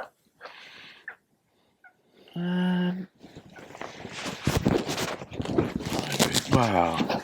Yeah, my most memorable, it would have been, I don't know, it's probably 7 or 8 years ago. Fishing a water not too far from where I am now. And I think the lake was stopped a very long time ago. It's sort of, it was a very sort of, it's got a bit of like history, this water. I think you know the one I'm on about. And I went down for one evening. I'd been walking around for a long time and watching fish in the snags and watching them drift out to this little like patch of lilies, and it's like a real shallow bay. It's quite a deep. The lake itself is insanely deep in places. It's got a real shallow bay, and I'd been sort of baiting up a few days, and then one evening after work, it was sort of like height of summer. I got down to the lake and I sticked a load of baits out. I mean, it's real shallow where I was fishing. I just wanted to fish the one rod, and I just sort of sat back, everything set. I cracked open a beer, and I was just watching it start fizzing up, and it was fizzing up and fizzing up. And you know, when you just sort of sat on your hands, thinking this is going to happen any minute, and then it just all stopped. And nothing sort of happened, and I was like, "Oh, I've been fizzing up for a while," so I stick some more baits out. And then like 5 minutes later, all started fizzing up again. And this happened a couple of times, and like sort of fizzing up's just completely stopped. Sort of started to get like dusk had just sort of like started setting, I guess. And I stick more baits out, fizzed up again, and I sort of like turned away and stopped watching the water, and the water erupted. It's a real sort of shallow bay. I must have been fishing in probably no more than 2 foot of water, I'd say. You get there's a lot of pike in here, and I thought it might have been just like the pike sort of chasing the silverfish, which they'd been doing sort of all afternoon or all evening. And the water just like erupted, like this huge sort of, you know, we get like that vortex, and it displaces the water, and the water's like sucks down almost. And then my rod just sort of tore into life, and I had to sort of jump in the lake to sort of get it out of the pads and stuff, and it was good. Anyway, I caught it was one of the original sort of stock fish in the lake. One that I've got one very old grainy photo of the fish, which I printed out. I've lost the sort of digital copies of it. I took the photo on a smartphone probably, I don't know, a long time ago when smartphone cameras really weren't that great. But I'll have to take a photo of the photo and show it to you. I think you've seen the photo, haven't you? it wasn't far after you'd moved away, and I remember I sort of messaged you, and Oh, it wasn't that long ago then. yeah. Well, 6 years. Okay. I think you moved away. It must have been like my son turned 6, like in a couple of days. So I don't know if you've ever met him. Have you? Yeah, of course I have. Have you? Your son? Yeah. Oh yeah. What, when he was baby? No, he was running around and stuff. Really? Yes. Yeah. I don't know. But yeah, so it must be 6 years ago. Yeah. No. Oh no, it was before I had a kid. I don't even know. No, mate. But yeah, that's my little story anyway. That's my sort of most memorable catch. Actually, no, you're right. He wasn't running around. He was still like lying down. Like newborn. Yeah, he was quite small. Yeah. All right. Yeah, that's my most memorable one, mate, I think. Nice, mate. And yours? Yeah, it's hard to pick one. I've got so many. I still reckon it's the deep pit fish. And we've mentioned this pit. It's up in Devon, or down in Devon, I should say now. Yeah, that deep pit, that fish from there. I mean, it was just it's a mega fish, mega fish, just like a real lean, mean fighting machine if there ever was one. And just the nature of the place, it's like it's 60 foot deep pit, super steep marginal shells, really hard water. Don't know exactly how many carp are in there, but it's literally just a handful. Very tough water. I'd been spending a bit of time on it, baiting up an area with a mix, and ended up actually that night that I went there and caught it. I didn't even fish the area that I'd been baiting up. I got a rig out across to the other margin, like deep under a tree line. So I wasn't really expecting to catch anything, or I hadn't done that much time on the lake. Obviously I've been visiting it. It's just an impossible lake. Like, there's a lot against you. It's an absolute mad lake looking back at it. But yeah, so I wasn't expecting to catch. So I did the night there. Like the morning came around, as it always does, of course. Had a cup of tea on the bank. I was looking out, and it was time for me to head off home. And I don't know if you're like me, but like the rods are the last thing that I bring in, other than the unhooking mat course. So I packed down my brolly, got everything ready, and my rod was away. Took me aback because I wasn't really expecting it. Obviously, I was hopeful, but I wasn't really expecting it. So rod ripped off, and battle commenced with this lean, ancient mirror. And I was lucky enough to land it, get it out in the snags, land it, and yeah, and she was mine. And for whatever reason, I can't really put my finger on it. Maybe it's just the nature of the lake or the fish itself. But that one, like, is always something I look back on really fondly. Definitely not the prettiest fish I've ever caught, but probably the gnarliest looking. Like, it's a bit of an old warrior. So yeah, I think that's probably my most memorable. Yeah, nice. I got one for you, Pete. Go on. We're always we're often talking about what was your best memory from this, and how about your worst experience carp angling? What about that one? Ooh. I don't honestly know. I'll say I can. Yeah, I thought of something for yours. Ooh. Okay. But mine, I genuinely don't know. I tell you yours, what, I don't know if you've really told the story before of it. I don't know what you're going to say. I don't know what you're going to say, but it's a bit of a spooky episode. Oh my goodness. Okay. Yeah. Wow. Okay. Yeah, mate. Yeah, that was that was an experience. I still talk about that. I still think about that night. Honestly, I really do. I think our next pod will let you say it. I'm only saying that because I'm down to 9% on my recording device, so we haven't got long left. It's a long story, so I'll save it for the next podcast. But yeah, that's a good one. That is a good one. Do you know what? Funnily enough, it's something like, obviously it stayed with me. I think about it like probably, fairly often. I actually went down to that place with my girlfriend Katie. Literally weekend before last when I came back down to Cornwall. No way. Yeah. Did you tell her the story? Oh yeah. Oh, she knows. I've told her several times. Yeah. Yeah. It was like, it sounds silly, but it was like quite a big thing for me almost. It was pretty fucking fucked up with what you found out afterwards as well. Like, that's the most fucked up bit. Yeah. I'm sure we're really annoying people by not saying it. Well, it's a cliffhanger. People have to tune in to the next one. Exactly. Yeah. But yeah, you're probably right. Actually, that was probably my worst time on the bank. Yeah, that was pretty bad, mate. Yeah. Can you not think of yours? No, honestly, like off the top of my head, no. Mate, I'm rubbish with memories and stuff. Like, things just fade away with me unless I have like a real sort of reminder, like someone tells me about it, or I find something which I used to use, or something which like, triggers memories. I don't store stuff like that. It's weird. Yeah, you often, when we're talking, you often remember things that we did or I did or something crazy that happened to me. Usually, you're pretty good at remembering that stuff. To be fair, mate.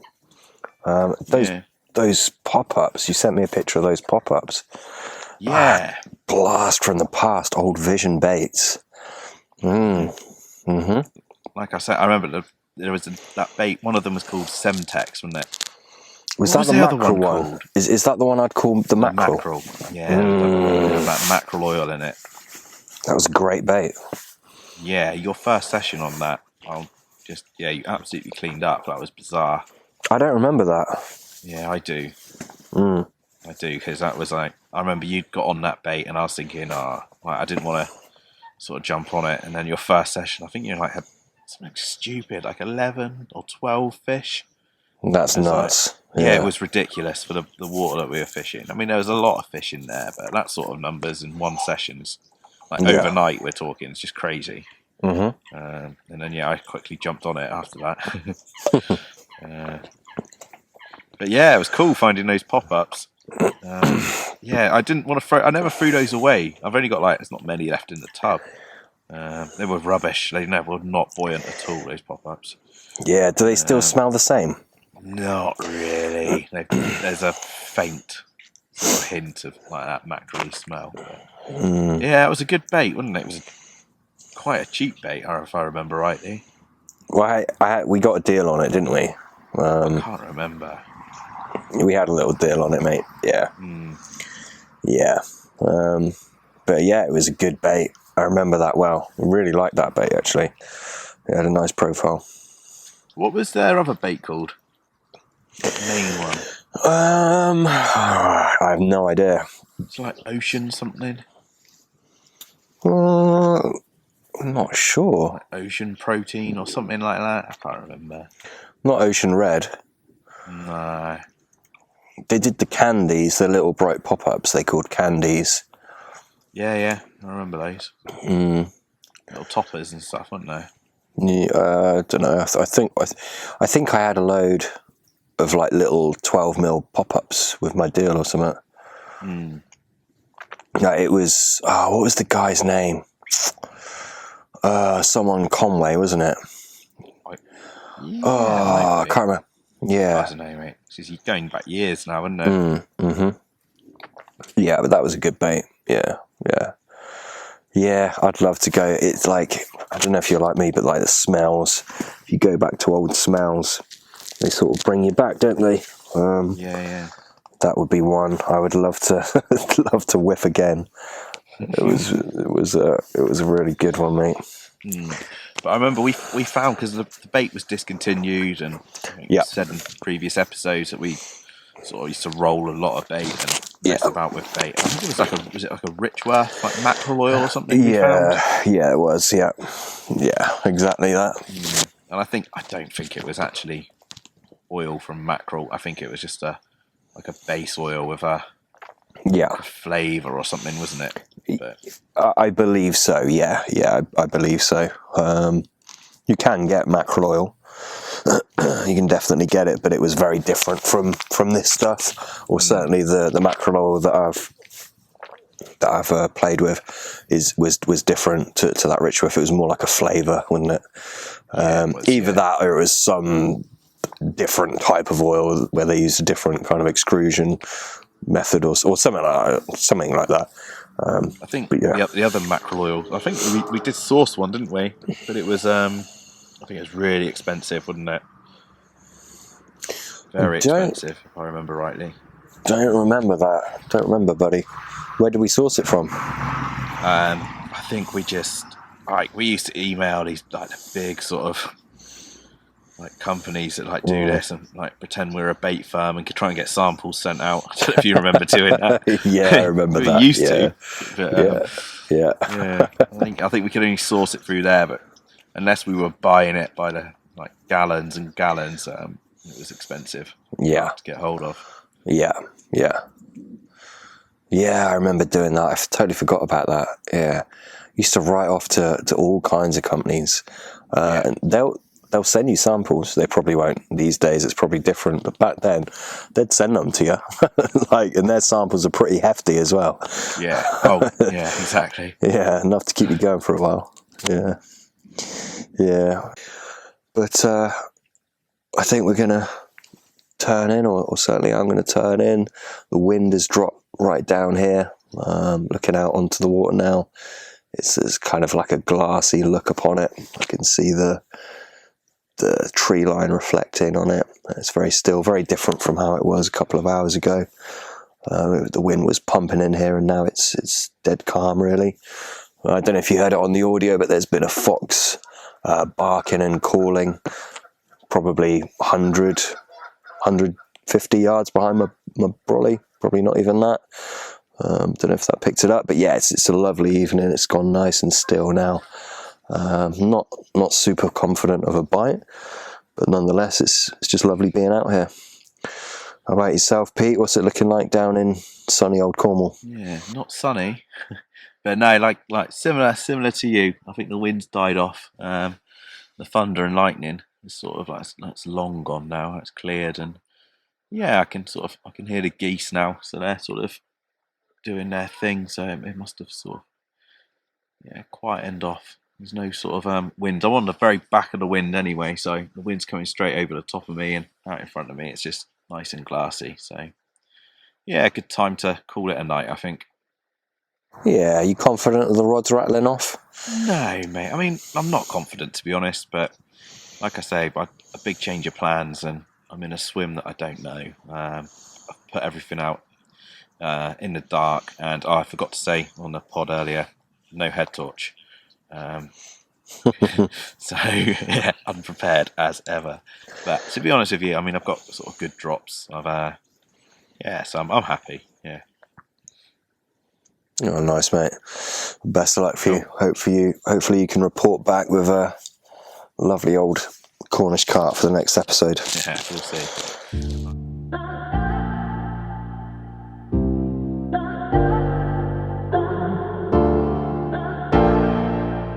Well, there we go. Unfortunately for me, the rest of my session was pretty uneventful.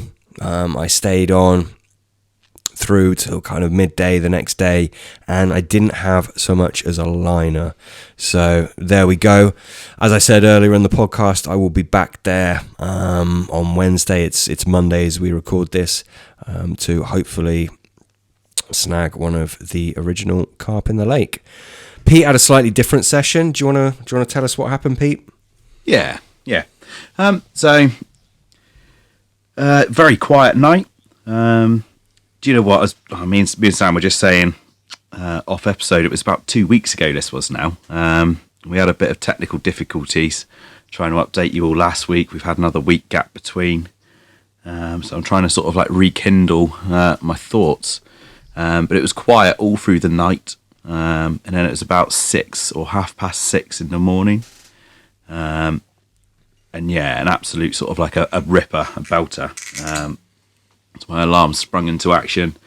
And you know what it's like. You spring up into bed and sort of like, bam, I've got the door sort of letterbox styling, and I'm looking out and it's all just gone quiet. My Delkim LEDs were on the left-hand rod. And I was sort of like, right, so I'm thinking, was that just a Savage liner? Was it something? I don't know. So I'm thinking, sort of not expecting anything. I thought that was just it. And I sort of started putting my shoes on. I was going to get up anyway, go out and investigate, and it absolutely tore off again. And I've run down to the rods. It's still pitch black as well at this point. So I've run down to the rods. You know what Delkims are like. They can be super sensitive. So because it's on the buzz bars, both LEDs are going. I can hear the clutch like absolutely screaming off. And I'm tired, right? I'm super tired. So I'm like looking at my reels like, what? I'm just trying to figure out which rod was ripping off. So I like put both hands on both spools. Felt it's a left-hand spool, and yeah, like sort of lifted into a fish. And yeah, once I connected into it, it's just that typical sort of winter carp, you know, like you've hooked him, he swam off, I've connected into him, and he's just sort of given up. Sort of like a dead weight in the water. It was just using its sort of weight, and then you get it in underneath your rod tip, and you know what it's like. All of a sudden, they sort of wake up again. That docile sort of fish sees the net, and all of a sudden, it's sort of tearing off under the other rod a little bit. And so yeah, I had a little tussle with it, mate. Slipped it under the net, and I was stoked. I know, sort of in that little bit at the beginning of the pod, you joked that I haven't blanked on the lake in 7 years, but it's by no means an easy lake. It's by no means a lake that I know well or have fished a lot. So yeah, I was truly delighted to get one out. I cannot remember now, because the session was a little while ago. You might have to edit this bit out. But when I got to the lake, I've been down the day before, and I'd sort of baited up a couple of spots in another swim that had the wind. It had a strong westerly sort of pushing into one corner. There was no one on the lake, and I sort of baited up a few spots, and I was all ready to fish there. I got to the lake just as it's sort of at dusk, just finished work, booted it down there. And there's a couple of guys plotted up in the swim, so I had to sort of make my way to another swim, find some spots, do everything in the dark. So yeah, I was pleased with myself, because it was a bit of hard work. I didn't just sort of pub chuck them out. I applied myself, and yeah, got one out. So that's my little tale. That's awesome, buddy. Yeah, that is awesome. As Pete said, it's by no means an easy lake. So yeah, good angling, mate. Yeah, it's a really good result. The only thing that let me down is you've sort of been ribbing into me is the photo. It was photo is shocking. I've put it through Photoshop, Lightroom. Ain't nothing's helping that. It was awful. It was a rush session. I'd left my camera at home. We had used up all the battery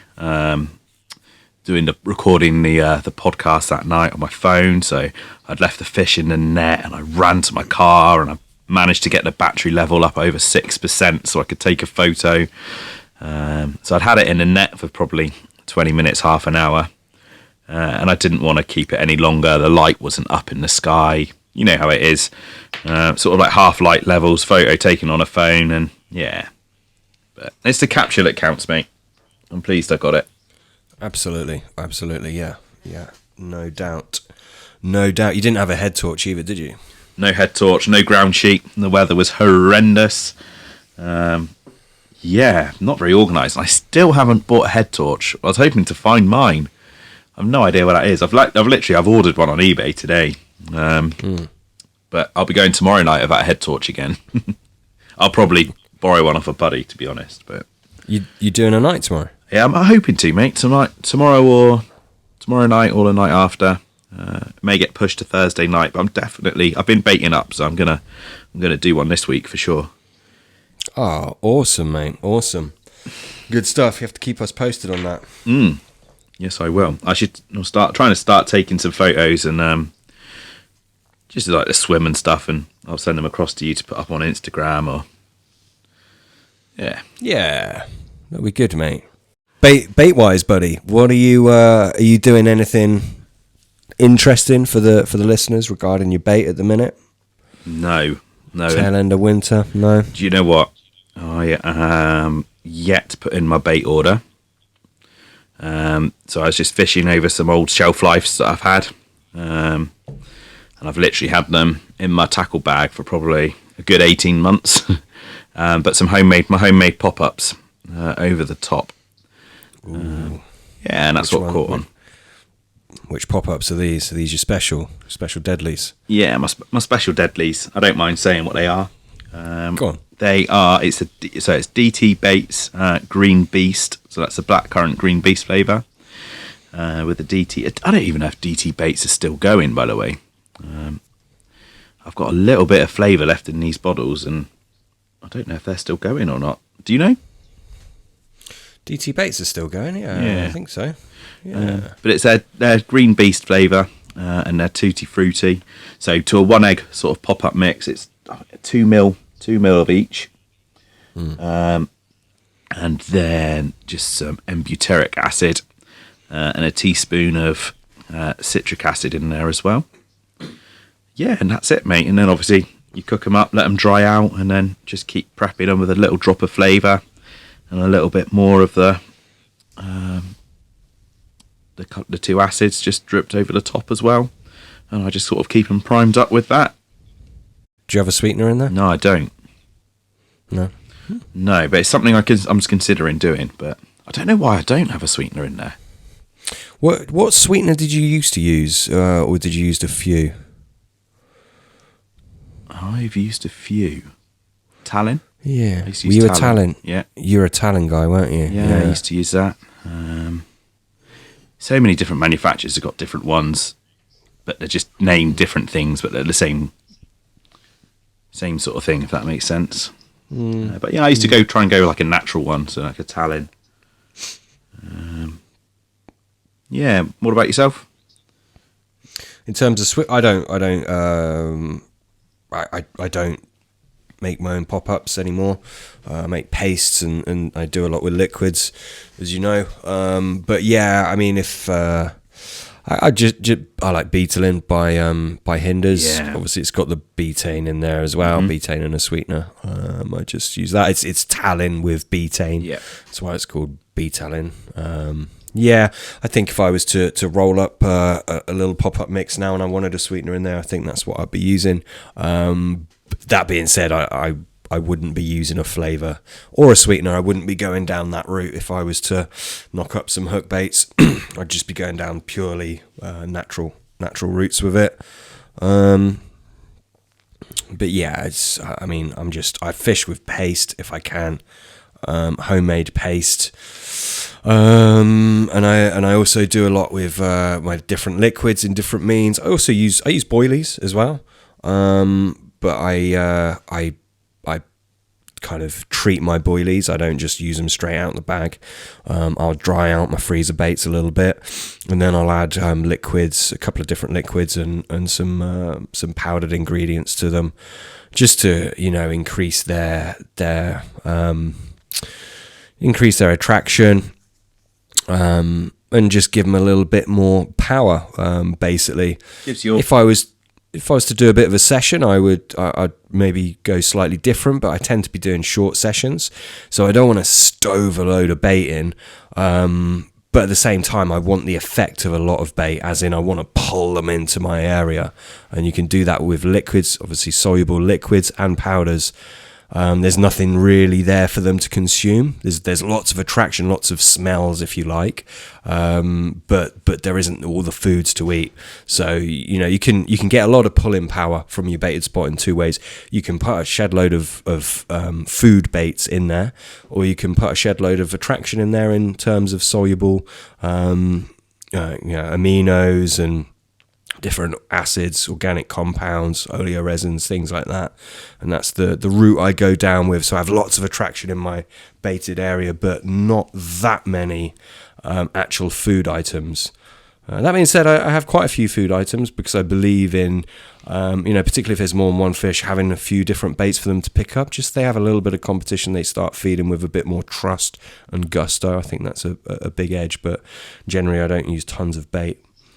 Went on a bit of a tangent there, but that's what I do. Yeah. No, I think, like you say, using like liquids with your boilies, and you say you're adding sort of like liquids and powders to them. It gives your bait that little sort of unique label to it, if you like, as well. It's something that nobody else is doing, which can make all the difference, you know. And that's a good point, actually. I'm currently testing loads and loads of different liquids at the minute. And yeah, good point, Pete. It is. You're absolutely right. It's getting that label on it, because I'll also use particles. I use nuts and I use lots of different particles, basically.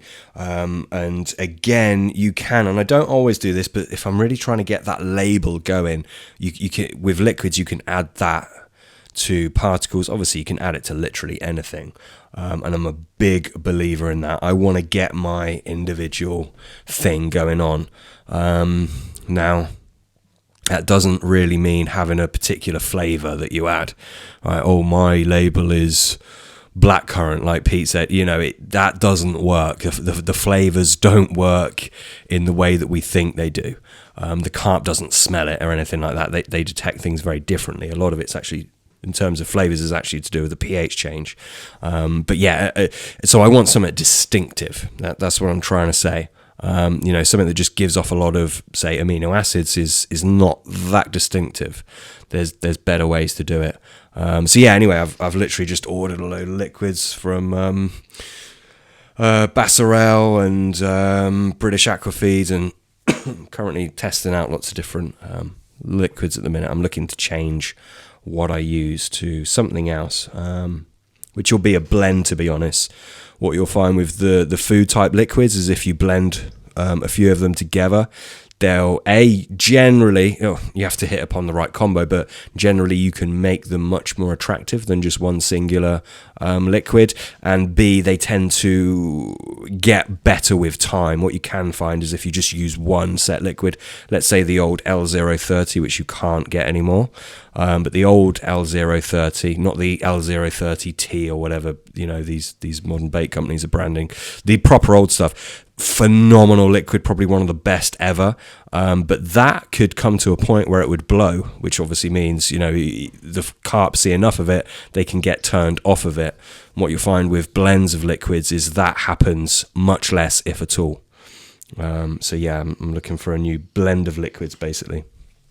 So what else have you gone for? Have you got any sort of I know you've got some active CSL. Did you get any sort of hydroslates or anything like that? Yeah, yes, active CS. Thanks, Pete. Tell everyone, why don't you? Active CSL it plays a part in my liquid blend. Not a huge part, but it's there.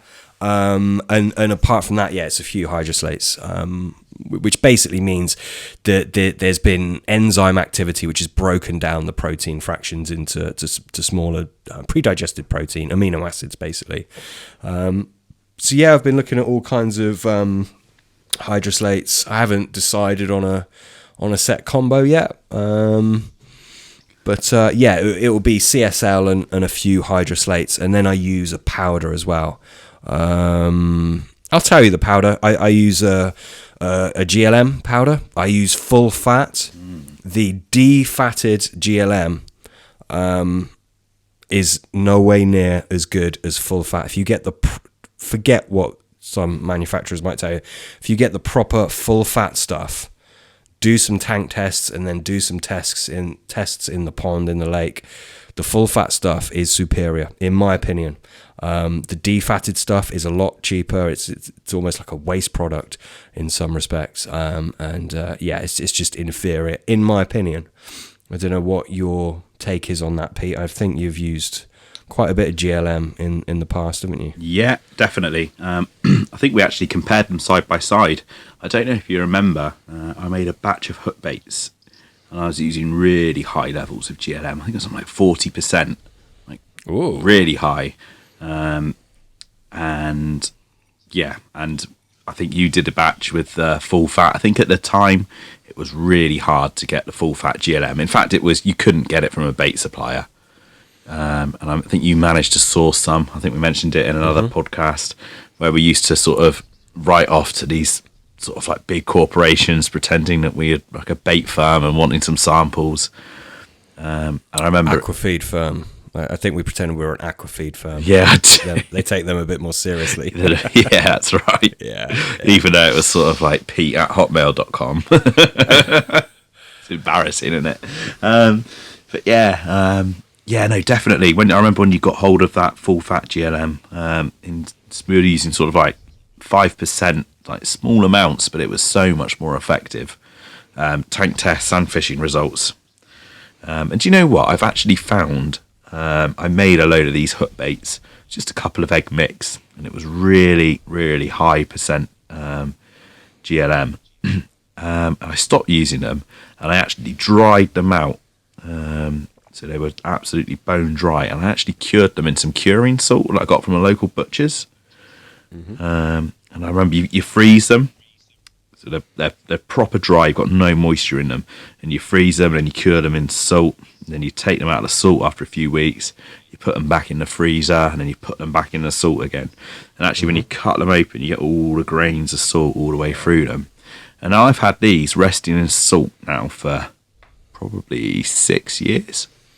And I found some the other day, so I think I'm going to rehydrate them with a bit of the old Squid brand fish sauce. Oh, classic. Yeah, and I was really excited, to be honest, when I found them. It's probably something I'll never recreate, and I'll just look forward to fishing with them. Yeah, it's exciting. Yeah, absolutely. And by the way, it's we've done a lot of different tests with these. I know it sounds like we've just done one test where we compared one defatted with 40% next to one full fat with 5%. Now, you could argue, and I'm sure some people would, oh, well, obviously 40% is too high and that's why it wasn't as good. And if you did them at the same levels, the defatted would be just as good, if not better. No, we've done them at lots of different levels. I can hear people already thinking that that's not a fair test. It's just one scenario.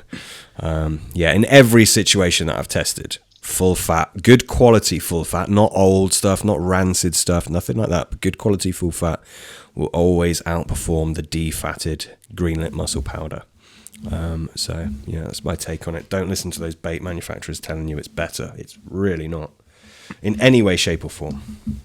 No. And I think how much I don't know. I haven't bought bait ingredients like that now for a long time. So your full fat GLM now, like say you're paying per kilo, say you're ordering a kilo of it, what are you paying compared to standard GLM powder? When you say standard GLM, do you mean defatted? Yeah. I don't know how much defatted is. I haven't bought defatted GLM for a while, not by the kilo. By the kilo of the full fat, I think I've just spent 60 odd quid on, like the equivalent of 60 quid per kilo, I believe. God. It's expensive stuff. You got to buy it in bulk as well. You have to buy it in bulk. It's not for everyone. I'm using it at high levels, mixed it, as I just said, liquid and powder on my boilies. But guess what? I'm pretty damn sure no one else is doing that where I fish. Maybe it's a bit of a luxury, but again, it's helping me cement that label on my bait. For those of you that don't know, what we mean by label is that thing that distinguishes your bait. Like, oh, this is that stuff. The carp are thinking that's that stuff. You which you want, because I want to be baiting up for me, not me and half the fucking lake. And I want to be getting my bait going and my spots going. So yeah, it's really important for that stuff. So yeah, that's what. Plus, I mean, look, come on, GLM, good stuff. Fish freaking love it. Carp go absolutely crazy for it, so it's always a winner. And there's a lot you can do with it. You can even mix it with something like Pete mentioned earlier, the squid bran fish sauce. You can mix it in with that and thicken up because it's a very thin liquid, the squid bran fish sauce. You can thicken that stuff up and use it as a boilie glug. There's a lot of stuff you can do with the GLM. And it's just such a good ingredient. So yeah, it's expensive, but I really believe it's worth the money. And as well as that, it's for me, for the kind of angling I'm doing, I'm not just sitting over 5k of boilies and sitting it out. I'm using smaller amounts with these high attraction properties to them. So in actual fact, if you looked at what I spent over the course of a season compared to someone else that was sitting over 5k every time they fish, there's probably not much difference in it anyway.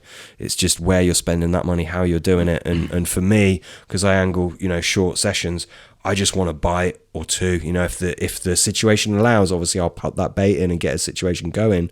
But usually I'm just angling for 1 or 2 bites at the max. So I just don't need that amount of bait. So yeah, I decided to spend my money on things like that, basically. Yeah, mate. I'm now we're on the bait subject. Used to be really into your liver powders and your liver extracts. Are you still a fan, or is that sort of on the back burner now? 100%. I cannot find a good liver liquid. If anyone knows of one, I've tried all the typical ones. There's nothing I'm particularly enamored with at the minute. But yeah, liver, absolutely fantastic ingredient, very, very good ingredient. There's some good liver powders available. So yeah, is it something I'm using at the minute? No, it's not, to be honest. But I'd use it in a heartbeat. Yeah. I remember that was one of the baits you kept secret even from me. It was a real it was a rich, meaty, dark black liver bait. I say a liver bait. It was a fish meal bait, but sort of like the label it had, or the distinctness of it was the liver powder, which made it sort of like a jet black, if I remember rightly. But you never sort of let on to what that was. I don't know if you'd ever did well on it. I don't know even if you remember it. It's just brought back a memory for me. Yeah, I used to use liver in a lot of mixes, and that one in particular, I used to blend in Marmite with it as well, which also darkened it up. Okay. Yeah, it had liver in it, had Marmite in it as well. Marmite, tell you what, guys, honestly, Marmite is a good ingredient. You can even just get a jar and just stick your hook baits in, and use it as a cheap hook bait glug. I'm not really into glugging hook baits. I'd rather glug everything and have it all the same. But yeah, it's a good ingredient, is old Marmite. And yeah, liver's very good. Liver's a fantastic, phenomenal, old school ingredient. I guess it's kind of a bit out of favour these days, I suppose. Yeah. It's not in vogue, but really good additive. Yeah, get some. Yeah, I made a bait. This is going back a long time, and I wanted it to be different. I don't even know if it's still sort of readily available, but I used like a poultry protein. Do you ever see that around anymore? I remember. You can still get it. Yeah, I remember that. Yeah. I remember your poultry bait. Yeah, it was oily as well, wasn't it? Yeah, not too oily, but it definitely had the poultry protein. I used Marmite in the bait and fenugreek as well. Now you're talking. Fenugreek's a good one. No, I thought your actual finished bait, the poultry boiler you used to roll, I thought you had that as quite an oily summer bait. Am I wrong? That had no. I know the one you mean. But that was a bird food milk protein bait, and it was oily because of the peanut meal. Peanut meal and sesame. I used to use sesame oil in it as well. And that one actually used to use molasses, if we're going on for another sort of a cheaper tractor. And there's a lot of sort of theories that go around with molasses and catching commons. And I used to be the common guy, didn't I? Oh my God. I used to get annoyed. I got to a point I was getting annoyed because you've caught a phenomenal amount of commons. You really have. It's freakish. Yeah, if you're after a big common, I recommend molasses because I used to do incredibly well on it. It wasn't just when you were using molasses though, was it? I mean, No. we used to avoid it. Bream love molasses, so yeah, you don't want to if you're fishing, one of these pits where there's lots of big bream. Yeah, avoid the molasses for sure. But yeah, from memory, you just used to catch a lot of commons anyway, mate. Yeah. Yeah, I always wanted to catch like the nice mirrors, and you used to have your good fair share of the mirrors, and I was just catching the commons. Weird, wasn't it? Yeah, but you prefer commons, don't you? Oh, not necessarily. I tell you what, some commons are, I think, spectacular. Yeah, but they're common, aren't they? I guess that's why they call them common carp. I think it takes a special one to sort of like show itself to be sort of like different from the rest, I guess. I've got a few nice ones. I caught a nice one a couple of years ago. I think just about £28 it was, but it was absolutely scale perfect. And yeah, but yeah, there we go. We've gone on a tangent. Absolutely, it's what podcasts are about, isn't it? Yeah. Yeah, Yeah, that's right. Yeah, there we go, mate. Are you using liquids at the minute?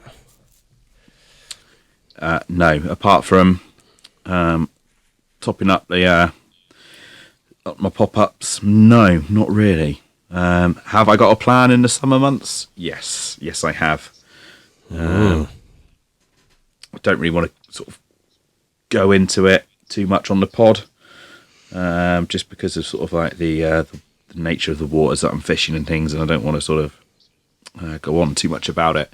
But yeah, no, there's a bait which I know I'm going to use. So I've got a plan. It's a fish meal bait, just a basic sort of like a food bait, which I'm going to be sort of like plugging up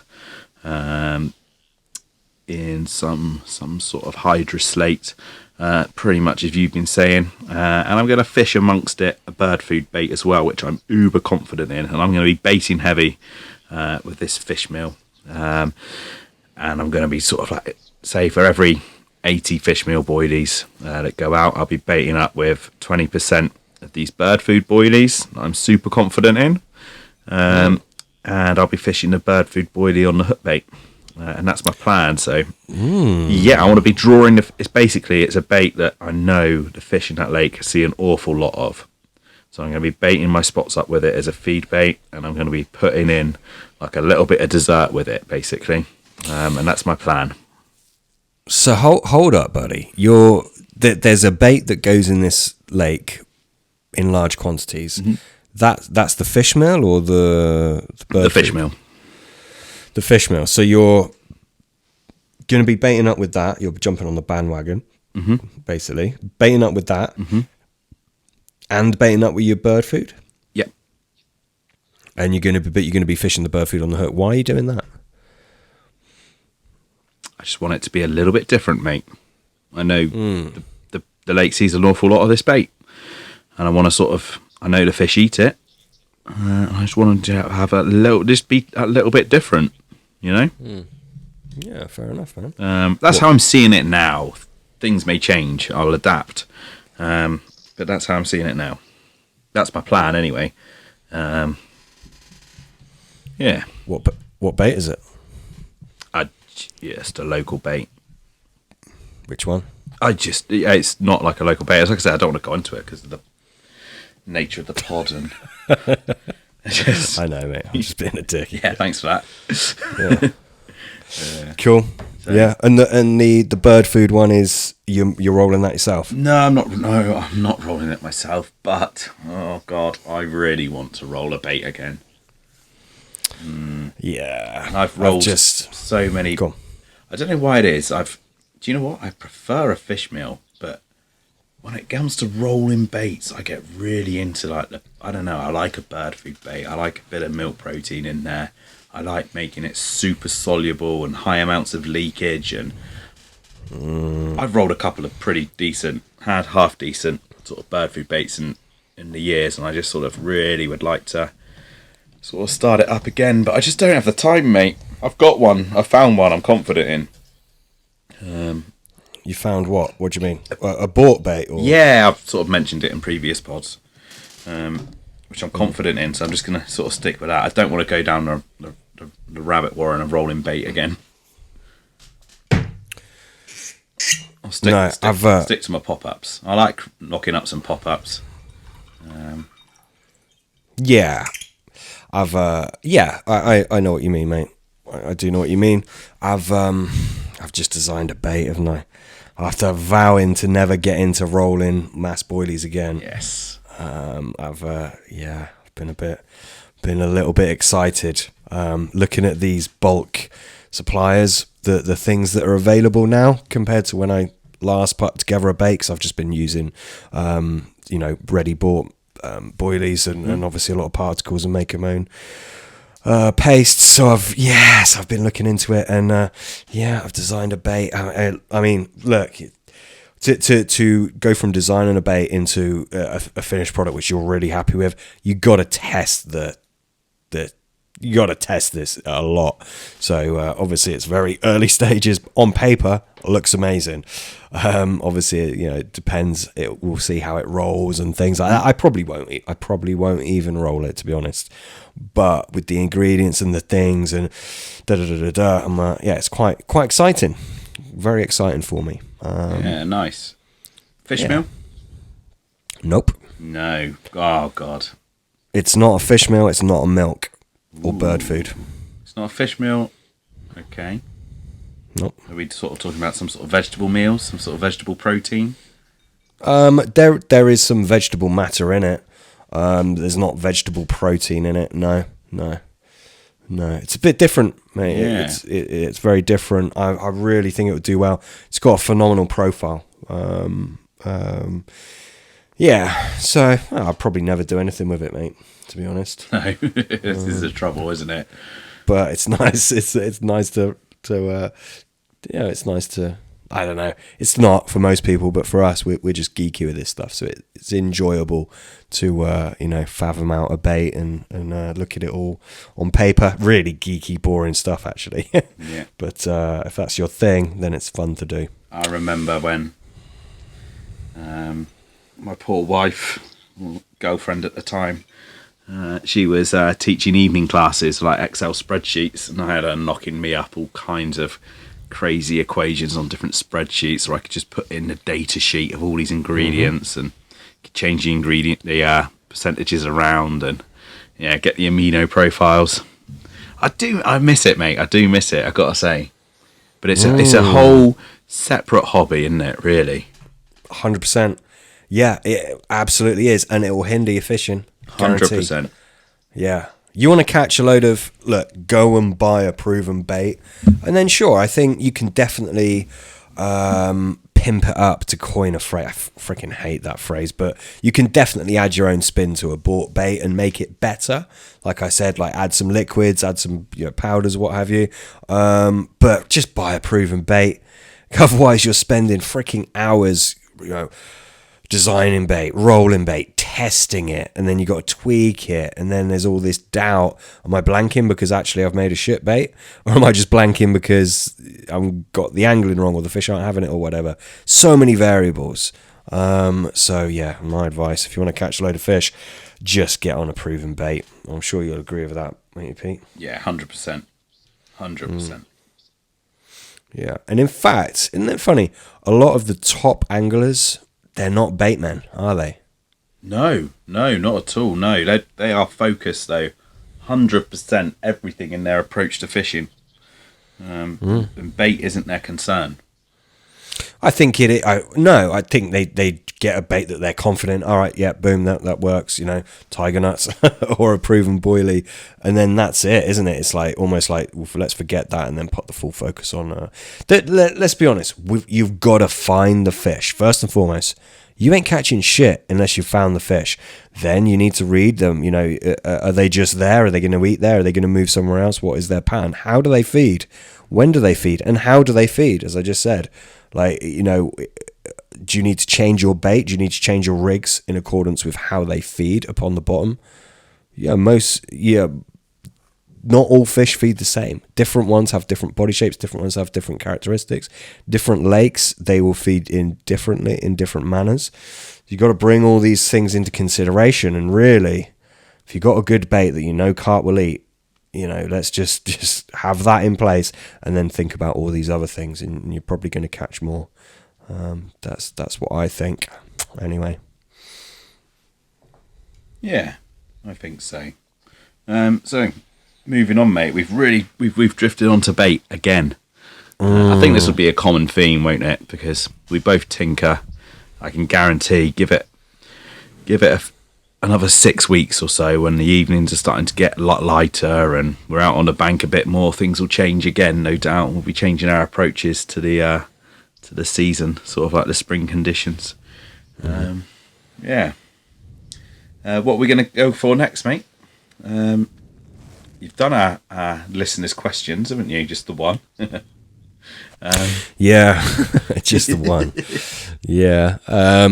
Yeah, that's it. We want to get a little like regular feature. So if anyone's got an idea for that, please let us know. I've had a few ideas. My idea was essential of the episode. So we would both talk about something that we thought was essential every episode, but then realised that's probably going to be pretty boring, because it's going to be like, well, a head torch is essential. It's probably not very entertaining for you guys. We did have the thought, didn't we, Pete? I think I did, or maybe you did, of myth of the month, where we talk about something that's taken as gospel but is actually bullshit. Yeah. Do you want to do that? Go on then. Who's going first? Sprung it on you. I don't know. I haven't thought about mine. Have you thought about yours? I haven't thought about one. No, but I've got one. One that entered my head as soon as you mentioned it.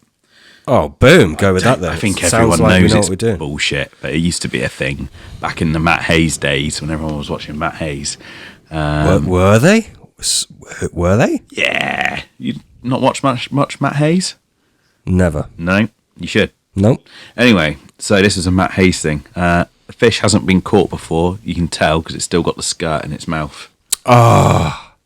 Do you know what? I follow Jim Shelley, or I should say, we follow Jim Shelley on our joint account on Instagram. Oh, great! That yeah. one, Pete? Never been on that, have you? We follow Jim Shelley. He keeps putting pictures. I'm not meaning to shit talk the guy. He keeps putting pictures of their mouths and saying virgin mouths on his Instagram story. Now, come on, look, you cannot tell whether a carp has been caught or not just by looking at its mouth. You can't. If it's got that curtain on the top, I'm really stealing your thing now, Pete. Sorry. If it's got that curtain on the top, you can. Doesn't mean it hasn't been caught. It's absolutely outrageous. For a start, the hook doesn't go in the top, doesn't go anywhere near there. Anyway, sorry, Pete. I'll let you. Yeah, no, but that's it. That was it, really. I still see people put it on Facebook and things, but everyone jumps on them straight away. Like, nah, mate, you're wrong. I think you're saying you can't tell if they've been caught.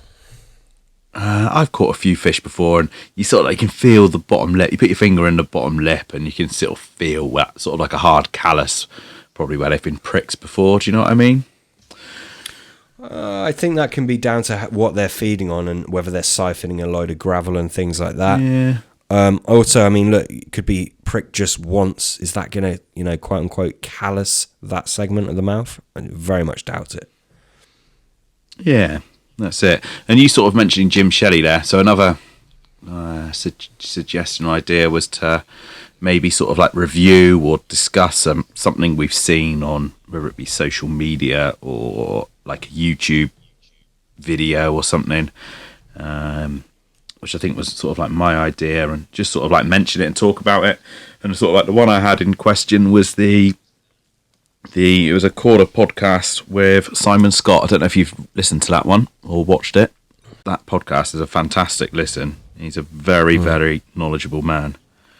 He is phenomenal. Yeah, I've followed him for years and listened to a lot he said. I don't know if you caught on to the bit about leathers and how to sort of identify a leather carp. But the most fascinating bit I found was he was talking about like the tail and fin regeneration. Did you catch that?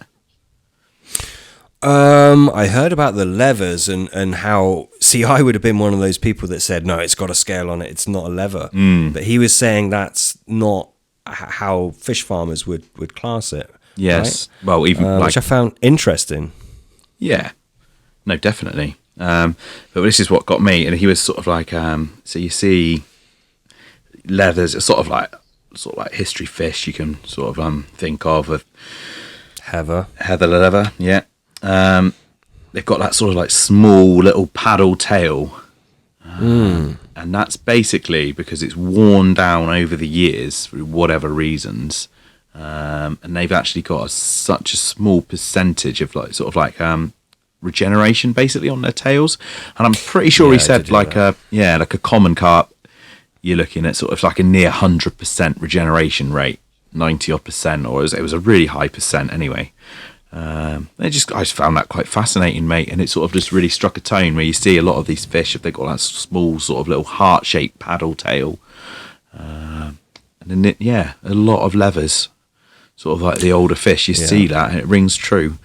And I've caught a lot of fish with tail damage. Well, we both have fishing in Cornwall, unfortunately, with otter predation, and you see a lot of commons with regenerated sort of or regeneration on the tails, so you can see where it's regrowing and healing. There's sort of like a big common I had out of the weedy water. I'll have to dig the photos out, and the tail's got like a semicircle, complete cut semicircle where it's been missing a tail and it's regrown, and it's from a golden colour, it's regrown as like a grey patch, but like the perfect semicircle. You see like a lot of sort of like mirrors and leathers like you don't see that that sort of as much sort of like regeneration. I didn't realise that. I've never put two and two together, but just listening to it, it really sort of struck a chord, I guess. Absolutely, mate. Yeah, you're right. You do see it a lot on the regeneration on the ottered fish. It's interesting stuff, really. Yeah. Another like kind of theory is that a common, because it's covered in scales, it has a little bit higher chance of getting away from the clasp of an otter. If you think about a mirror who's got like the softer skin, because it doesn't have the hard plated scale, it's easier for the otter to get its claw in, whereas commons that just got like a little bit of protection against the claws. Really? That's another theory. Yeah, have you not? Yeah, because I mean, you often find with a predated lake, you're left with commons. Mm-hmm. And all the mirrors sort of seem to go first, and you don't know. I've never put it down to that. I've always just assumed like you got a big sort of chunky, slow mirror. Do you know what I mean? Whereas a lot of the commons are normally a lot leaner sort of fish, and I just had it down to them being sort of like easier to evade the otter, I guess. Yeah, well, I mean, there is that. A lot of commons are kind of a little bit maybe leaner and a bit quicker, aren't they? A lot of the time. But yeah, I think it's also to do with like how easy it is or how hard it is for that otter to grab hold of the fish. Mm. Yeah, nice little bit of knowledge. I like it. Boom. Yeah, there we go. All right, is it time to round things up, do you think, mate? I think so, mate. Yeah, I'm out. I need a wee. I think it's all good. Anything else you want to add to this one, Pete? No, not at all, mate. No, it's been a pleasure as usual. Just literally big thank you to the people who listen, the people who've been very kind and given us a sort of a glowing review on iTunes, and the guys who message in and ask questions. Or we've been really fortunate in the fact we've had quite a few people message in just telling us they're enjoying listening to it. It's amazing. I can't believe it. I just can't believe anyone listens to me and you, mate. But I'm really pleased they do. Yeah. Yeah, absolutely. It's quite nice. I'm quite enjoying it, to be honest. It's quite nice doing a little podcast and popping some things out, and yeah, a couple of people enjoy it. So it's good, isn't it? It's awesome. Yeah, and by all means, guys, leave us a review. It really, really does help us. If you want to go and leave a review, that's great. If you want to tell us that we're crap in the review, by all means, go and do it. Whatever, we take it all. But yeah, get involved if you can do. Much appreciated. We done, Pete? We done. Good night, guys. Perfect. Over and out.